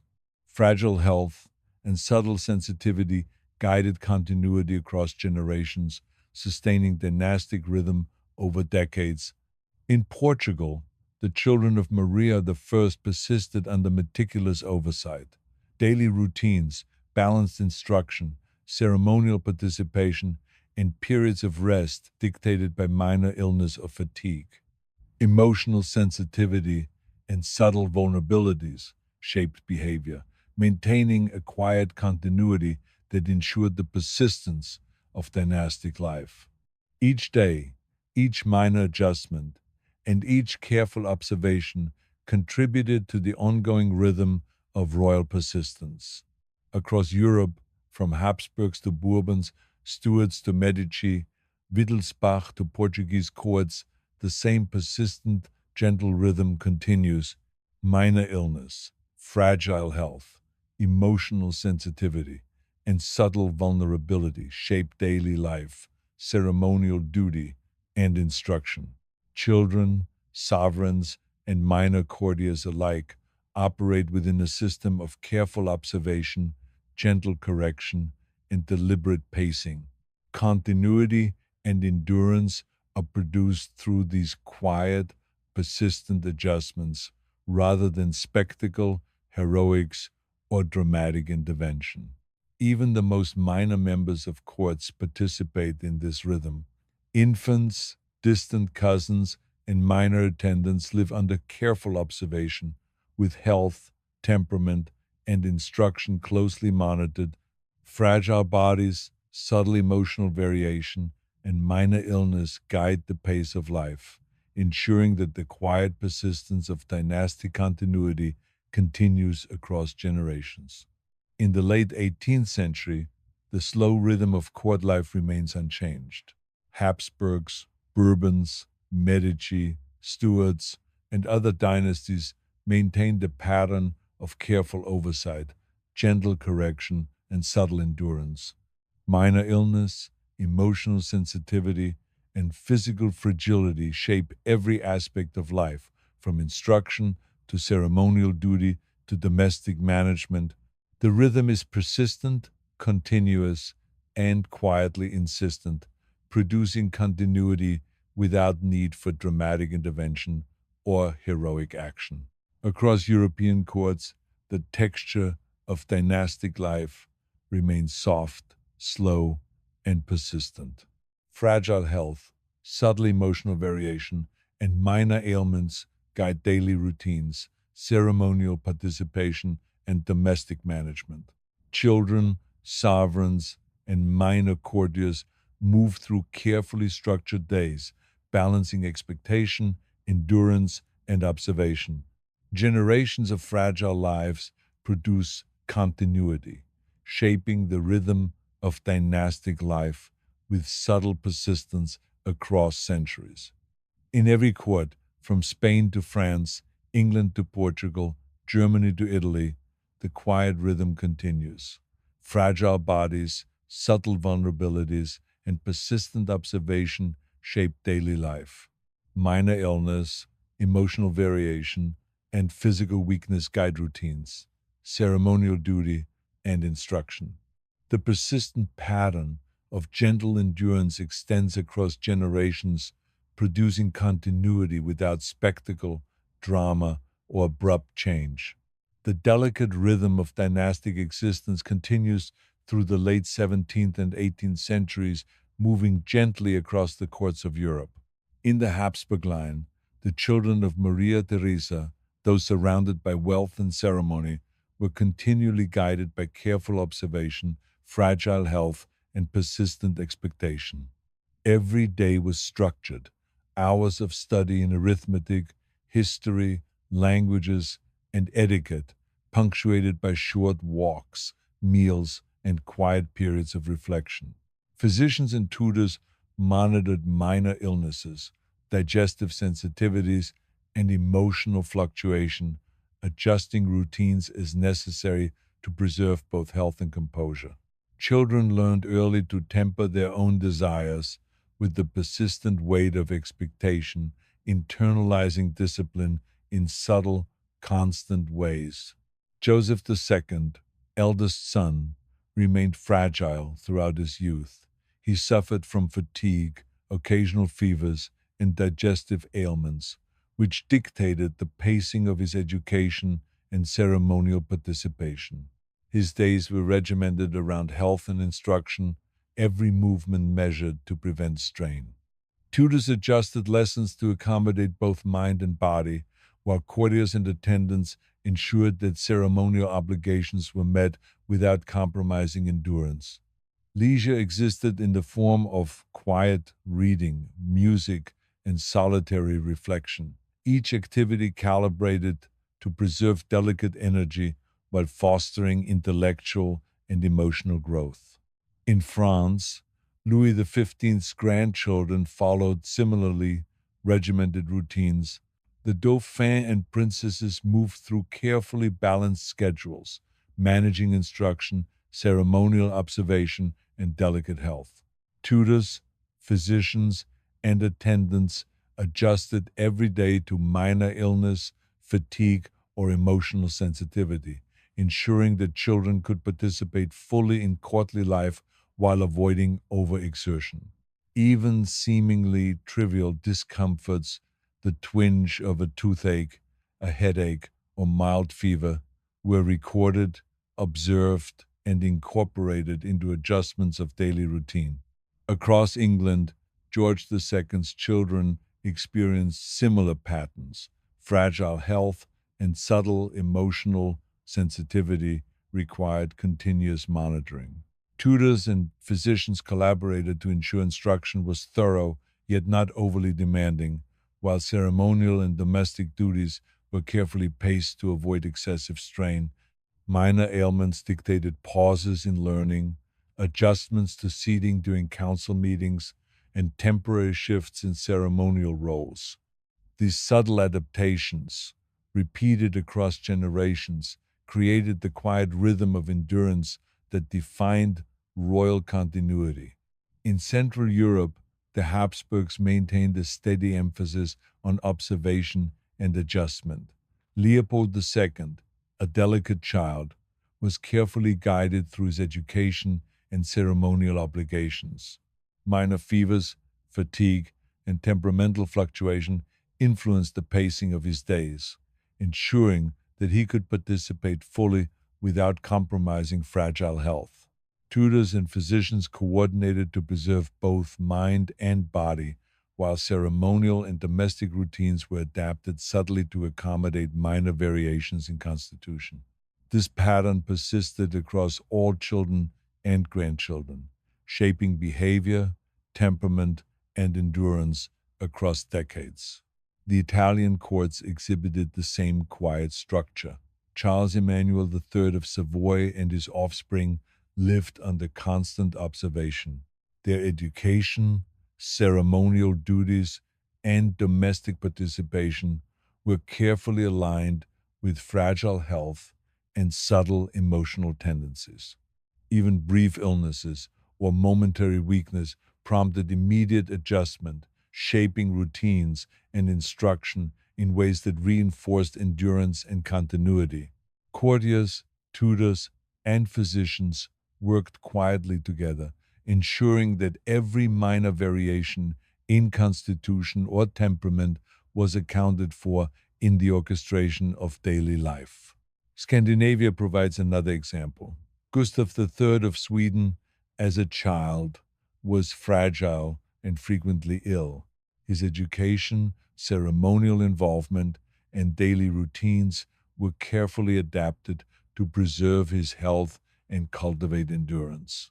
Parents, tutors, and physicians observed minute fluctuations in energy, adjusting lessons and ceremonial participation accordingly.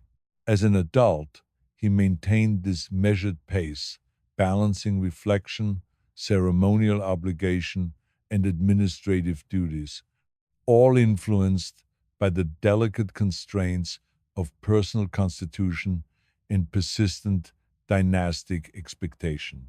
In Germany, Charles Theodor of Bavaria and his contemporaries lived under similar conditions. Minor illness, fatigue, and subtle emotional fluctuation guided instruction, ceremonial engagement, and domestic oversight. Children were taught to regulate behavior and manage energy, and minor fevers or digestive sensitivities dictated pacing of lessons and ceremonial obligations. Courtiers and advisors reinforced these subtle adjustments, producing continuity and persistence across generations. Spain's Charles III oversaw children whose days were meticulously regulated. Instruction, ceremonial participation, and domestic oversight were all balanced with careful observation of health and emotional temperament.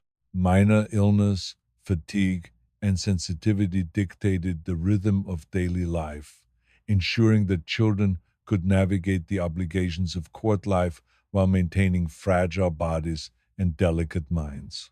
This quiet orchestration extended to all aspects of dynastic life, ensuring continuity and endurance through subtle, persistent adjustment. France continued the same pattern with Louis XVI's children. Every detail, from instruction to ceremonial participation, from daily meals to periods of rest, was influenced by fragile health and minor illness. Emotional sensitivity guided how lessons were delivered, ceremonial appearances paced, and domestic interactions managed. The slow, careful rhythm of endurance persisted without drama, spectacle, or abrupt intervention, relying instead on subtle adjustments repeated across generations. Portugal's Maria I applied similar oversight with her children. Routines were carefully constructed, balancing instruction, ceremonial participation, and periods of rest. Minor illness, fatigue, and emotional sensitivity were closely monitored with daily adjustments to accommodate delicate constitutions. Courtiers, tutors, and physicians collaborated to maintain continuity, preserving the quiet persistence of dynastic life through measured and meticulous orchestration. The smaller German principalities mirrored these practices. Dukes, marquises, and minor royals were carefully guided through daily routines, ceremonial duties, and domestic management. Minor illness, subtle emotional fluctuation, and fragile health dictated pacing, teaching, and observation. Children learned early to regulate behavior and endurance, while adults maintained the quiet rhythm of dynastic persistence through careful, deliberate oversight. Italian duchies, including Modena, Parma, and Mantua, continued similarly.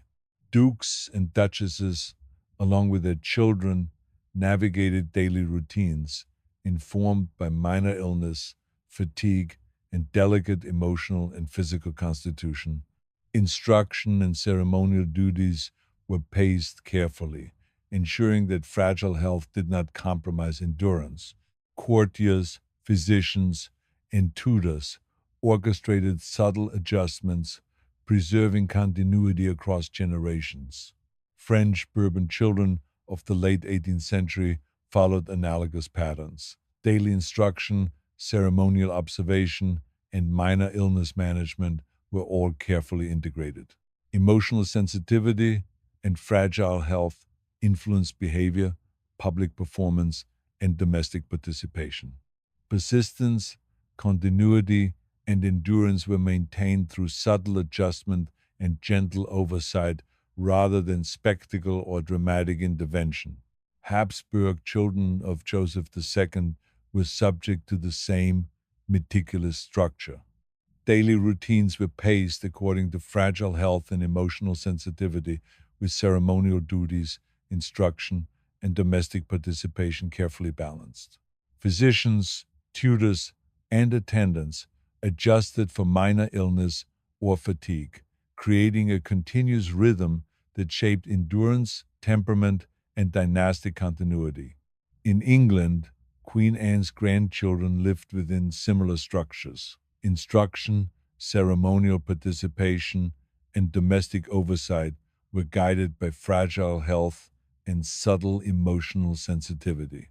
Minor illness or fatigue influenced daily routine and ceremonial pacing, ensuring that the slow rhythm of dynastic life persisted without interruption.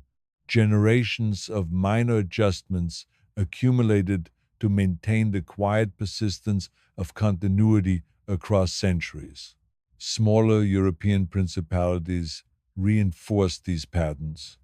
Dukes, marquises, and minor royals experienced fragile health, minor illness, and subtle emotional fluctuation from childhood through adulthood. Daily routines, instruction, ceremonial duty, and domestic management were all shaped by careful observation, adjustment, and pacing. Continuity persisted without drama, spectacle, or abrupt disruption, reflecting the quiet orchestration of dynastic life. In Spain, Bourbon children of Charles IV continued this careful orchestration. Health, diet, instruction, and ceremonial duty were all regulated according to minor ailments and fragile temperament. Each adjustment contributed to the slow rhythm of daily life, maintaining subtle persistence across generations. Courtiers, tutors, and physicians ensured that minor variation in health or behavior was gently accommodated, preserving continuity through careful attention and quiet oversight. France, with Louis XVI's children, maintained the same pattern. Instruction, ceremonial participation, and domestic routines were adjusted according to minor illness and emotional sensitivity. Every day was carefully structured to balance expectation and endurance, producing continuity without spectacle or dramatic change. The slow, persistent rhythm of dynastic life continued across generations, shaped by subtle adaptation and gentle oversight. Portugal's Maria I's children were similarly observed. Instruction, ceremonial duty, and domestic management were carefully balanced against fragile health and emotional sensitivity. Minor illness, fatigue, and temperament guided the pacing of routines, ensuring that each child could navigate obligations without compromising constitution or endurance. The continuity of dynastic life was maintained through these subtle, persistent adjustments across decades.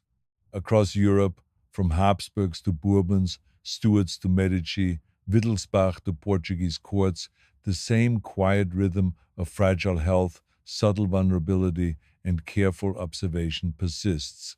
Children, sovereigns, and minor courtiers move through days shaped by minor illness, emotional fluctuation, and delicate constitution. Instruction, ceremonial participation, and domestic management are guided by meticulous observation and subtle correction.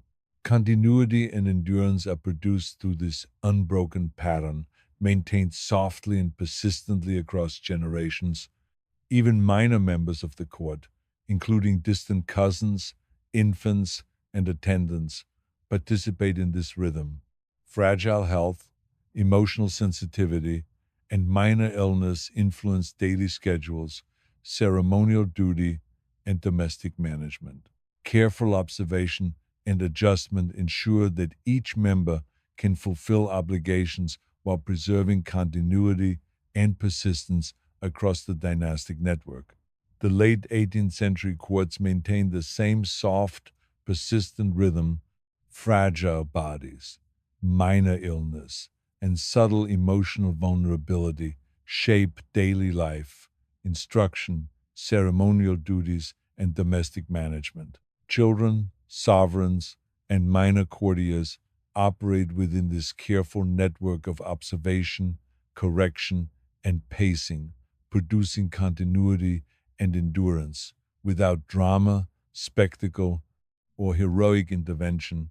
Across European courts, Spain, France, England, Portugal, Germany, and Italy, the quiet, persistent orchestration of life continues. Fragile health, minor emotional variation, and subtle vulnerability shape daily schedules, ceremonial participation, and domestic management. Continuity is achieved through careful oversight, slow pacing, and subtle adjustment rather than sudden action or spectacle. Each generation inherits this rhythm, ensuring the persistence of dynastic life across decades. The rhythm of royal life flows gently through the 17th and 18th centuries, quietly defined by fragile health, meticulous observation, and persistent ceremonial expectation. The Habsburgs, again, provide a continuous illustration of this slow orchestration.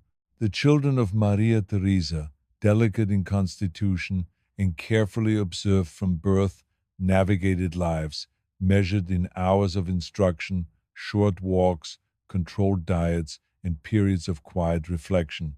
Physicians monitored minor fevers, digestive sensitivities, and fatigue, while tutors adapted lessons to accommodate fragile energy. Emotional sensitivity was guided softly but persistently, creating a subtle discipline that shaped both character and endurance. Joseph II, eldest son, remained under the same careful guidance. Fatigue, occasional fainting spells, and digestive ailments dictated his schedule and ceremonial participation. Even minor discomforts altered pacing. Lessons were shortened, ceremonial duties deferred, and moments of rest inserted with precision. Tutors, courtiers, and attendants worked together to sustain a continuous rhythm, balancing the demands of dynastic expectation with fragile bodies and sensitive temperaments. Leisure, when allowed, consisted of quiet reading, music, and reflection, each activity carefully weighted against the risk of fatigue or illness. In France, the Dauphin and princesses of Louis XV moved through similarly structured lives. Minor illness, fatigue, and emotional fluctuation influenced instruction, ceremonial observation, and daily routine. Tutors and physicians collaborated closely, adjusting lessons and obligations in response to subtle shifts in health or temperament. Even minor ailments, headaches, slight fevers, digestive disturbances prompted modifications to schedules, seating arrangements, and ceremonial pacing. The slow, persistent rhythm of court life, unbroken by dramatic events, defined the texture of everyday existence. England's George II oversaw children with similarly delicate constitutions. Tutors, physicians, and attendants monitored health and behavior continuously, adjusting instruction and ceremonial participation to prevent strain. Minor illness dictated pauses in learning, temporary alterations in seating during council meetings, and subtle changes in ceremonial roles. Emotional sensitivity was addressed quietly, ensuring that children could fulfill obligations without compromising fragile health. The rhythm of life proceeded slowly, guided by observation, subtle correction, and persistent care. In Central Europe, Habsburg princes continued the established pattern. Leopold II, fragile and frequently ill, experienced carefully balanced instruction and ceremonial involvement. Minor fevers, fatigue, and emotional fluctuation dictated pacing, ensuring participation without overexertion. Tutors and physicians adjusted lessons and duties to match both physical and emotional endurance. Courtiers ensured ceremonial obligations continued smoothly, while domestic routines accommodated delicate constitutions. This pattern extended to all children, producing continuity and persistence across decades. The Italian courts followed similar rhythms. Charles Emmanuel III of Savoy and his children moved through carefully managed days. Minor illness, fatigue, and subtle emotional fluctuation shaped the timing of lessons, ceremonial duties, and domestic participation. Even brief health variations prompted immediate adjustment, ensuring that ceremonial obligations could be met without compromising endurance.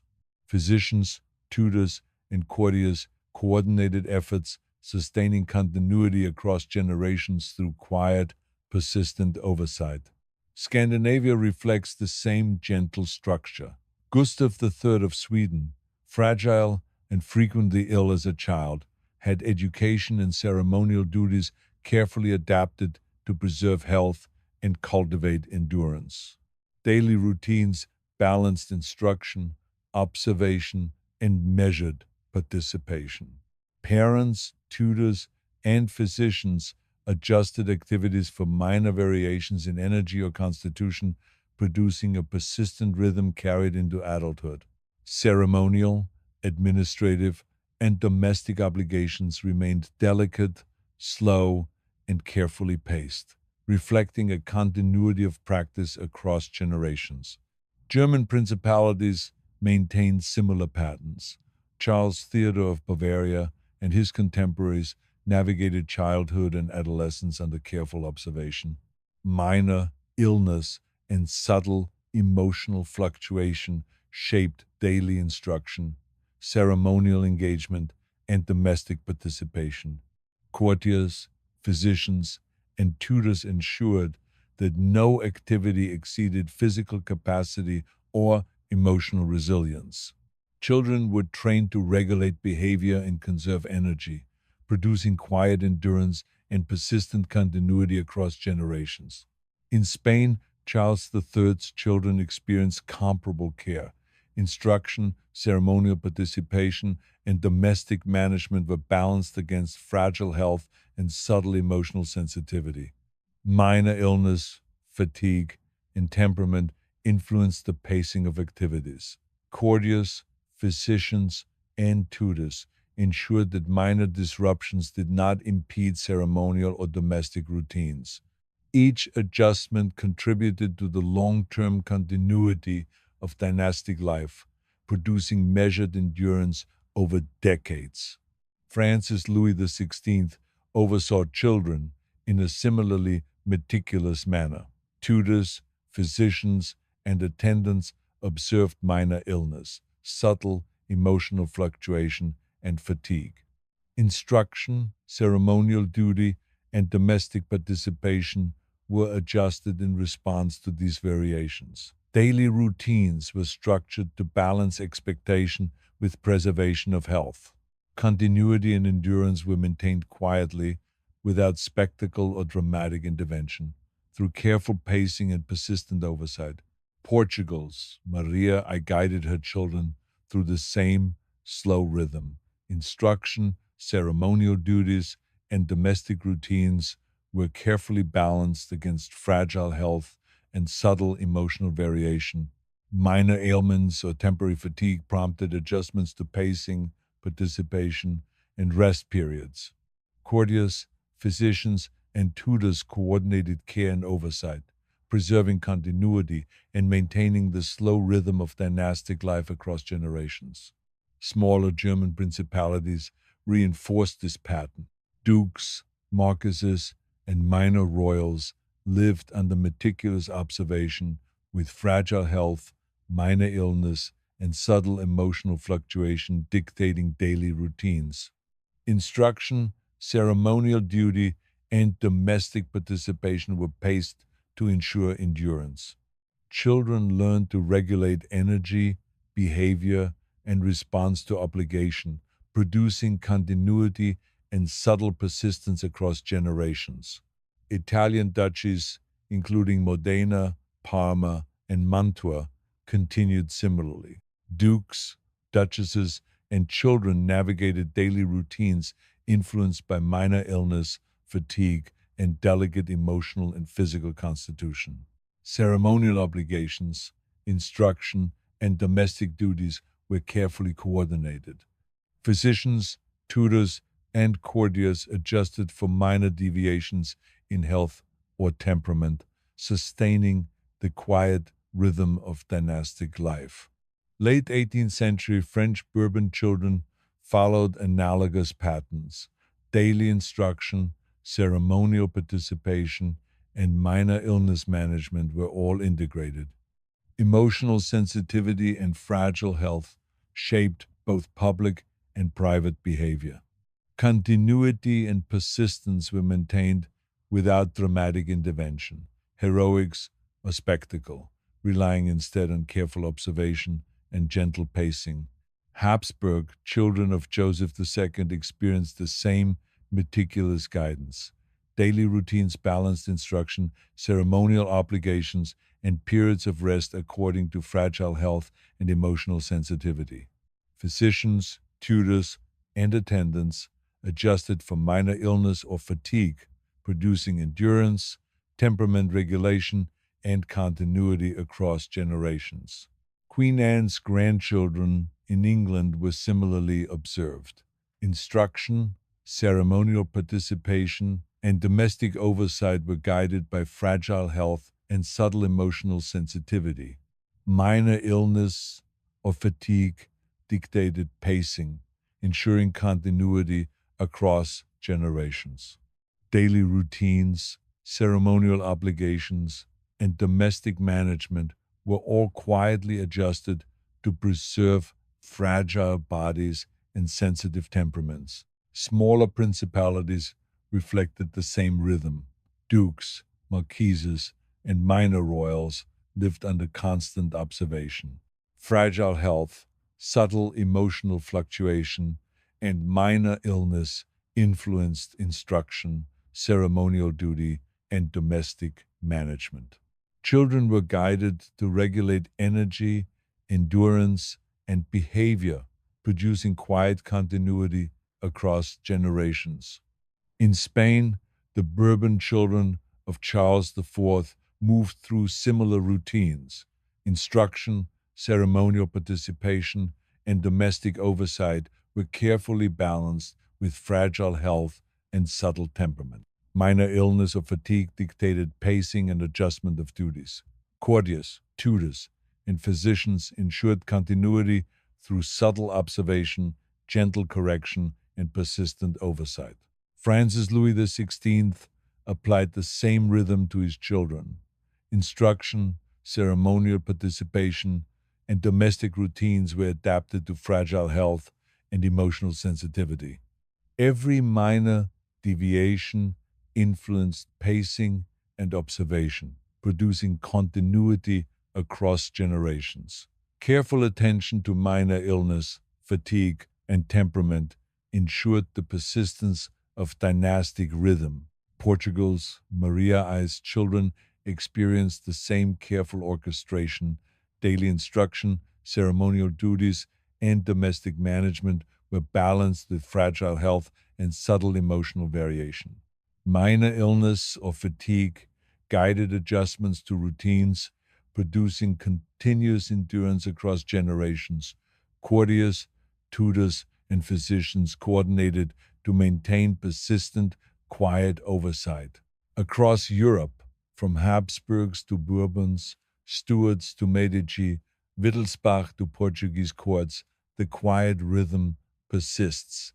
Fragile health, minor illness, and subtle vulnerability guide daily schedules, ceremonial participation, and domestic management. Children, sovereigns, and minor courtiers operate within careful networks of observation, correction, and pacing.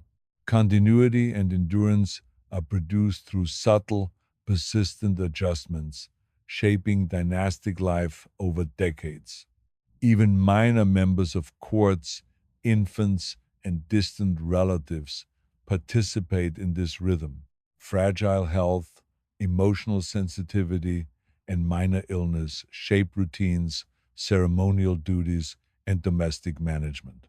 Careful oversight ensures that all can fulfill obligations while preserving endurance and continuity. Late 18th century courts maintained the same persistent rhythm. Fragile bodies, minor illness, and subtle emotional variation shape instruction, ceremonial participation, and domestic management. Children, sovereigns, and minor courtiers function within these carefully observed structures, producing continuity and endurance without spectacle, drama, or abrupt intervention. Across European courts, Spain, France, England, Portugal, Germany, and Italy. The quiet orchestration of fragile lives continues. Minor illness, subtle emotional variation, and delicate constitution guide daily life. Continuity is achieved through observation, careful pacing, and subtle adjustment, extending across generations without the need for spectacle or heroic action. The rhythm of European courts continues with deliberate subtlety, shaped by fragile health, emotional sensitivity, and meticulous oversight. In the Habsburg dynasty, the younger children of Maria Theresa navigated a life of quiet observation and careful management. Their days were regimented, morning lessons in languages, history, and etiquette, brief walks under the supervision of attendants, measured meals, and periods of reflective solitude. Physicians monitored minor illnesses, digestive sensitivities, and fatigue, while tutors adjusted lessons to preserve both energy and concentration.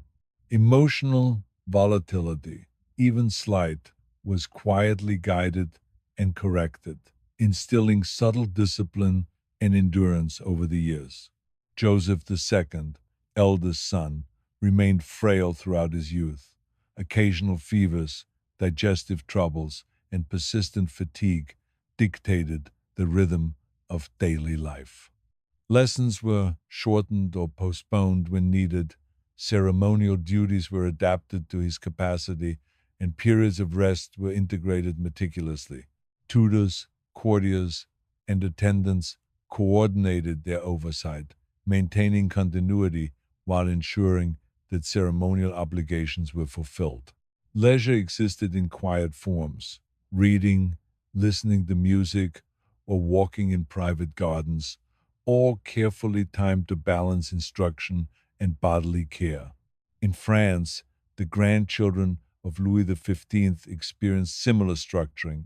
The dauphins and princesses moved through carefully balanced schedules that accounted for minor illness, fatigue, and emotional sensitivity. Tutors, physicians, and attendants observed each child closely, modifying instruction, seating arrangements during ceremonies, and domestic responsibilities as required. Even minor ailments, such as headaches or slight fevers, prompted subtle adjustments to the day's rhythm, ensuring that the persistent pattern of dynastic life was maintained without disruption. In England, George II oversaw children of delicate constitution. Tutors and physicians collaborated to preserve health while ensuring education and ceremonial participation continued. Minor illnesses dictated temporary shifts in lessons or ceremonial roles, while emotional sensitivity was gently guided to ensure composure and endurance. The slow, deliberate pacing of life reinforced continuity and allowed children to internalize responsibility within the quiet rhythm of the court. Central European Habsburgs continued this pattern. Leopold II, as a young prince, required careful adaptation of instruction, ceremonial participation, and domestic duties due to frequent fatigue and minor ailments. Tutors, courtiers, and physicians worked in concert to adjust schedules and pacing, ensuring that obligations could be met without overexertion. Subtle guidance in emotional management, combined with careful attention to physical needs, created a persistent rhythm of endurance across generations. Italian courts mirrored these practices. Charles Emmanuel III of Savoy and his children were observed meticulously.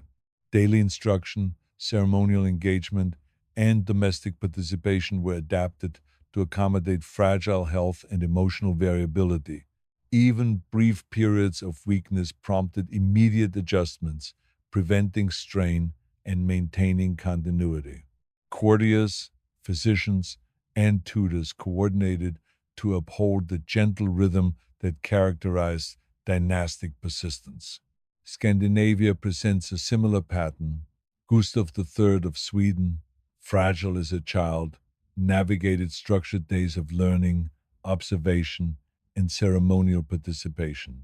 Parents, tutors, and physicians monitored energy levels and constitution, adjusting lessons and obligations accordingly. This careful pacing continued into adulthood, shaping both public and private life with subtle persistence. The rhythm of endurance was maintained through reflection, measured participation, and attention to health. German principalities continued the tradition. Charles Theodore of Bavaria and his contemporaries lived under close observation. Minor illness and emotional fluctuation dictated the pacing of instruction, ceremonial duties, and domestic management. Children learned to regulate energy and behavior, sustaining the slow, persistent continuity of dynastic life. Courtiers and tutors ensured adjustments were precise, preserving both composure and ceremonial function without interruption. In Spain, Charles III's children experienced similarly regimented oversight. Instruction, ceremonial participation, and domestic routines were adapted to fragile health and emotional sensitivity. Minor ailments prompted subtle alterations to daily pacing. Courtiers, physicians, and tutors coordinated closely to maintain stability, producing quiet continuity and enduring rhythm across generations. Francis Louis XVI ensured that his children followed the same carefully orchestrated pattern. Tutors, attendants, and physicians guided daily routines according to health, energy, and temperament. Minor illnesses, fatigue, or emotional fluctuation resulted in adjusted lessons, postponed ceremonies, or periods of rest. The rhythm of life was unbroken, continuous, and gently insistent, fostering resilience and continuity through subtle management rather than drama or spectacle. Portugal's Maria I guided her children through a similar gentle orchestration, daily instruction, ceremonial participation, and domestic oversight were calibrated to fragile health and minor emotional sensitivities. Courtiers, tutors, and physicians coordinated to ensure that minor variations in energy or constitution did not interrupt routine. Adjustments were subtle, persistent, and continuous, preserving the rhythm of dynastic life across generations. Smaller German principalities reinforced this pattern of gentle orchestration.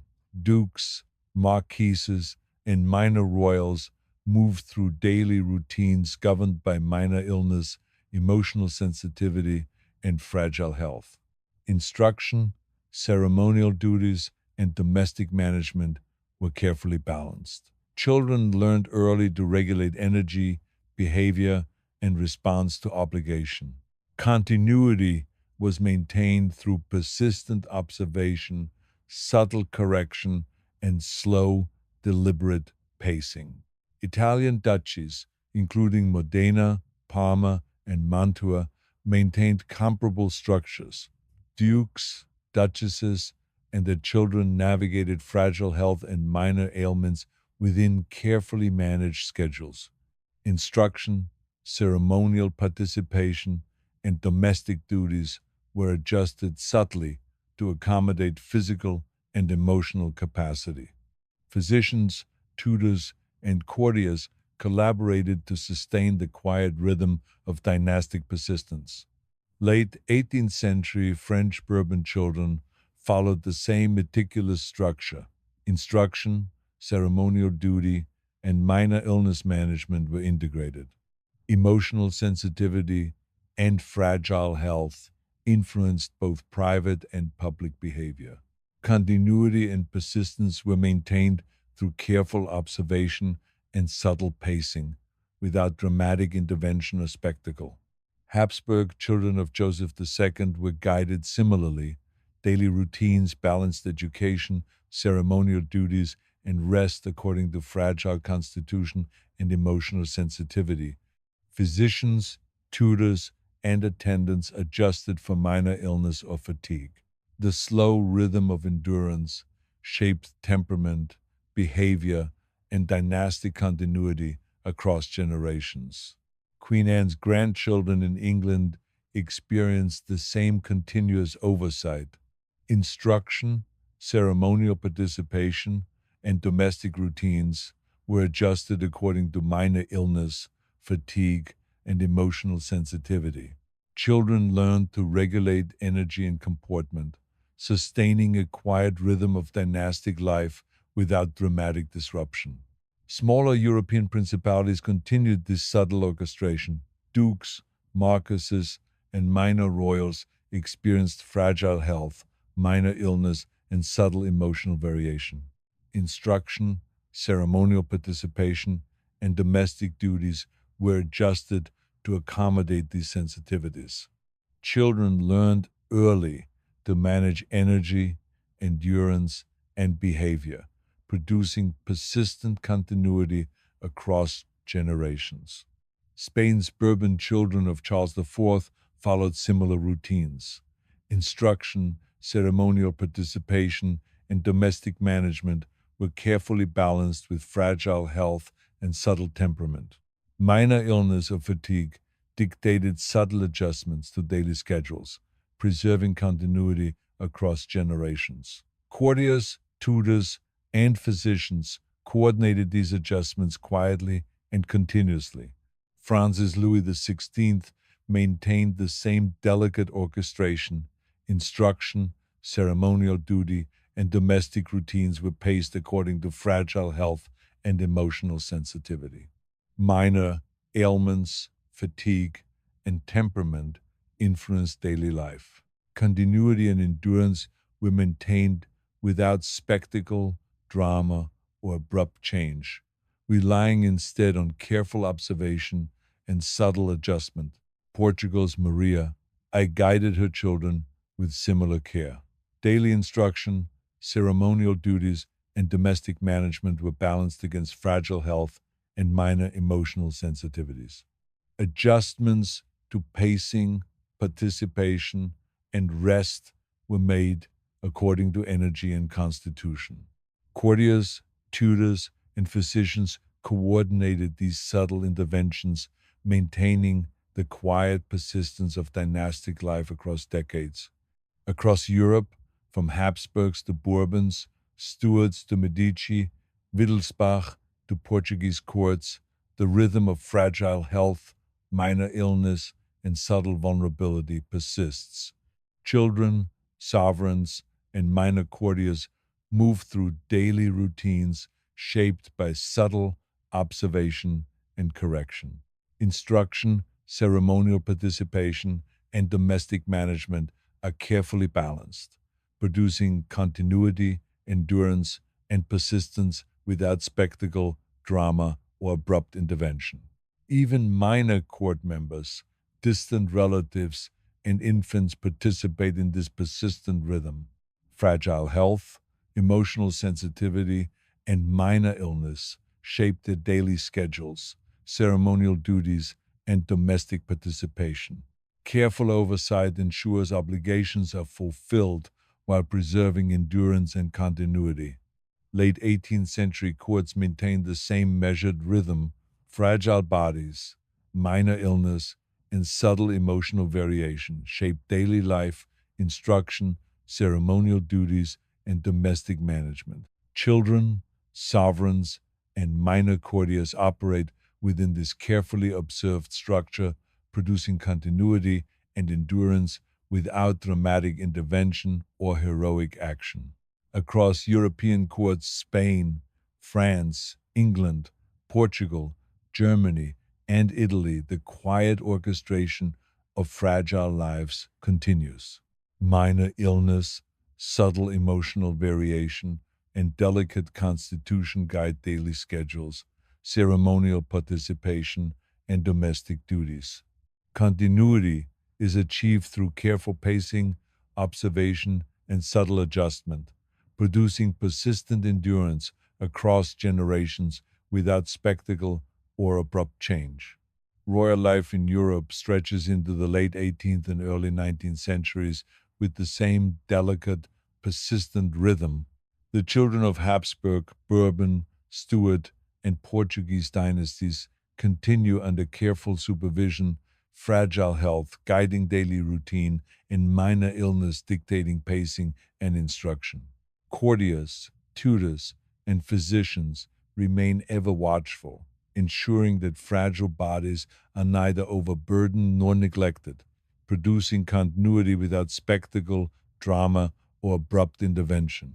Maria Theresa's younger children move through regimented schedules of language study, arithmetic, history, and etiquette, each activity timed and measured to preserve energy. Short walks in private gardens, quiet reflection, and structured meals punctuate the day. Physicians monitor fevers, digestive complaints, and fatigue, recording each minor detail and adjusting routines accordingly. Tutors modify lessons to balance intellectual growth with physical endurance. Emotional fluctuations, however slight, are quietly guided, fostering patience, compliance, and measured resilience. Joseph II, as he matures, continues to navigate delicate health with meticulous oversight. Minor ailments and fatigue shape his participation in ceremonial duties, instruction, and leisure. Even brief lapses in energy require immediate adjustment to schedules. Courtiers and tutors coordinate their efforts, maintaining continuity of ceremonial obligations while preserving the fragile constitution. Leisure consists of reading, listening to music, and solitary reflection, each carefully timed for minimal disruption to health or routine. The grandchildren of Louis XV in France followed the same subtle orchestration. Instruction, ceremonial duty, and domestic oversight are adjusted in response to minor illness, emotional sensitivity, or fatigue. Even minor fevers, headaches, or digestive complaints prompt modifications to seating during ceremonies, timing of lessons, or pacing of domestic responsibilities. The slow rhythm of daily life persists without interruption, producing continuity and endurance across generations. England's George II oversees children of delicate constitution under similar regimes. Tutors and physicians collaborate to preserve health while ensuring instruction and ceremonial participation continue. Minor illness dictates temporary alterations in lesson duration, ceremonial roles, or domestic responsibilities. Emotional sensitivity is gently guided, maintaining composure and endurance. The deliberate pacing of life reinforces continuity and allows children to internalize responsibility within the quiet, persistent rhythm of courtly expectation. In Central Europe, Habsburg princes continue under careful observation. Leopold II's childhood demonstrates the balance of ceremonial duty, instruction, and rest, all adjusted for fatigue, minor illness, and emotional variation. Courtiers, tutors, and physicians ensure obligations are met while preserving fragile health. Emotional management is integrated seamlessly with physical care, producing the slow rhythm of continuity that defines dynastic endurance. Italian courts maintain the same pattern. Charles Emmanuel III of Savoy and his children move through carefully structured days, balancing fragile health, minor illness, and emotional sensitivity with instruction and ceremonial participation. Even brief lapses in energy prompt immediate adjustments, preventing strain and sustaining persistent continuity. Courtiers, tutors, and physicians coordinate their efforts to ensure the smooth operation of both domestic life and ceremonial obligations. Scandinavia continues this rhythm. Gustav III of Sweden, fragile in childhood, experiences structured days of learning, observation, and ceremonial participation. Adjustments are made for minor illness, fatigue, and emotional variation. This careful pacing continues into adulthood, shaping public and private life. The persistence of endurance is maintained through reflection, measured participation, and subtle attention to health. German principalities, including Bavaria and other duchies, mirror these patterns. Charles Theodor of Bavaria and his peers navigate childhood under careful observation. Minor illness, fatigue, and emotional sensitivity dictate the pacing of instruction, ceremonial duties, and domestic management. Children learn early to regulate energy and behavior, sustaining dynastic continuity. Courtiers and tutors make precise adjustments, preserving composure and ceremonial function across generations. Spain's Charles III applies the same slow orchestration to his children.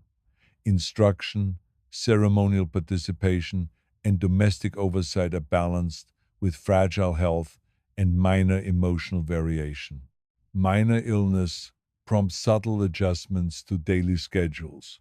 Courtiers, tutors, and physicians ensure continuity and persistence of dynastic rhythm. Each generation inherits the careful structure of daily observation, correction, and pacing. Francis Louis XVI applies similar care to his children. Tutors, attendants, and physicians adjust instruction, ceremonial duties, and domestic routines according to health, energy, and temperament. Minor illness, fatigue, or emotional fluctuation leads to temporary modification of lessons or ceremonies. The rhythm of life remains unbroken, continuous, and gently insistent, fostering endurance without spectacle or dramatic intervention. Portugal's Maria I guides her children through similarly regulated schedules. Instruction, ceremonial participation, and domestic management are adapted to fragile health and subtle emotional variation. Minor ailments or temporary fatigue lead to adjustments in pacing, participation, and rest. Courtiers, tutors, and physicians coordinate care to maintain persistent, quiet oversight of daily life, sustaining dynastic continuity. Smaller German principalities reinforce this subtle orchestration. Dukes, marquises, and minor royals live under observation, with fragile health, minor illness, and subtle emotional sensitivity dictating daily routines. Instruction, ceremonial duties, and domestic management are paced carefully.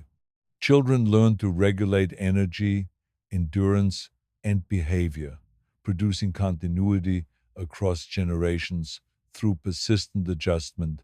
Italian duchies, including Modena, Parma, and Mantua, continue the pattern. Dukes, duchesses, and their children navigate fragile health and minor ailments within carefully timed schedules.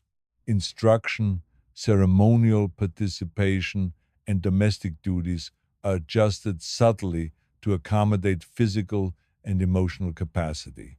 Physicians, tutors, and courtiers collaborate to maintain continuity and the gentle rhythm of dynastic life. Late 18th century French Bourbon children follow the same meticulous orchestration. Instruction, ceremonial participation, and minor illness management are integrated. Fragile health and emotional sensitivity shape both public and private behavior. Continuity and endurance are preserved through subtle oversight, measured pacing, and persistent attention without spectacle, drama, or heroic intervention.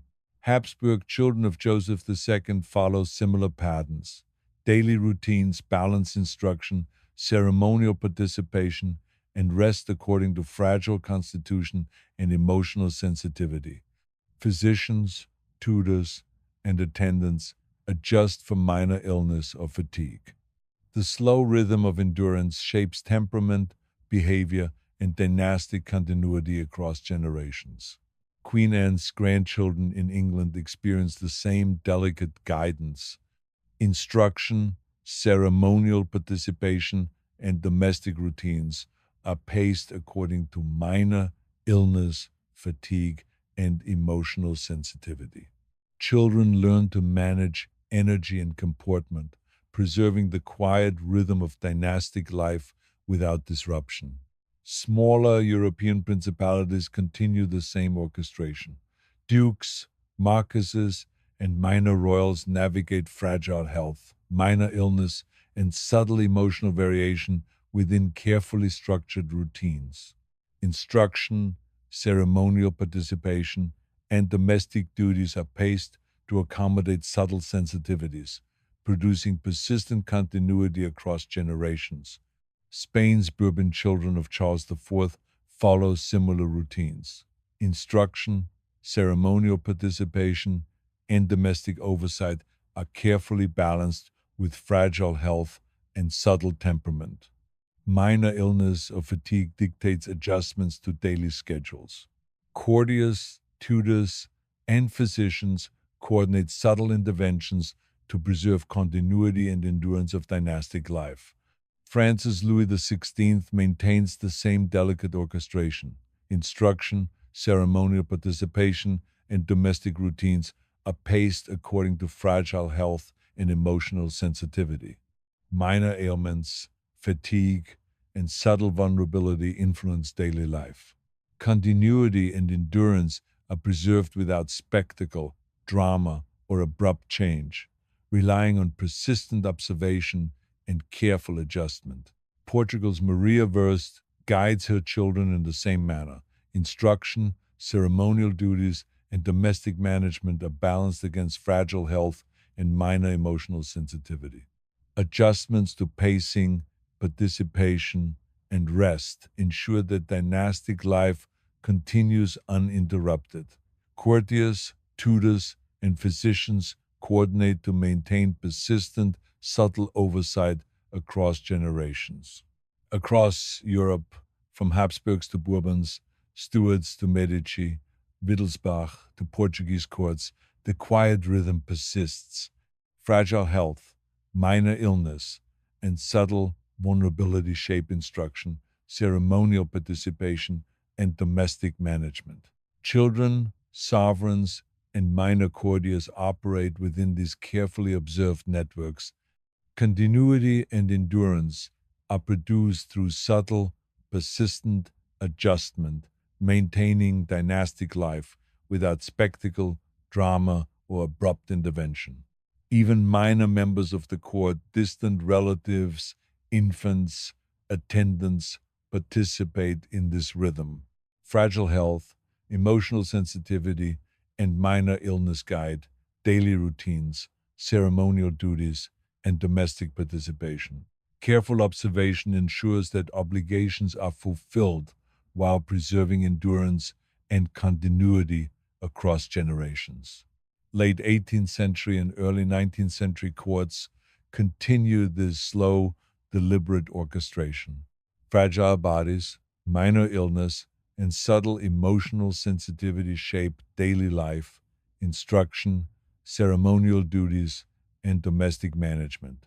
Children, sovereigns, and minor courtiers operate within these carefully observed structures, producing continuity and endurance without dramatic intervention or heroic action.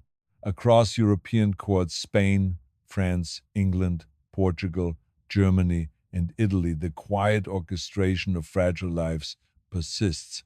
Minor illness, subtle emotional variation, and delicate constitution guide daily schedules, ceremonial participation, and domestic duties. Continuity is achieved through careful pacing, observation, and subtle adjustment, producing persistent endurance across generations without spectacle or abrupt change.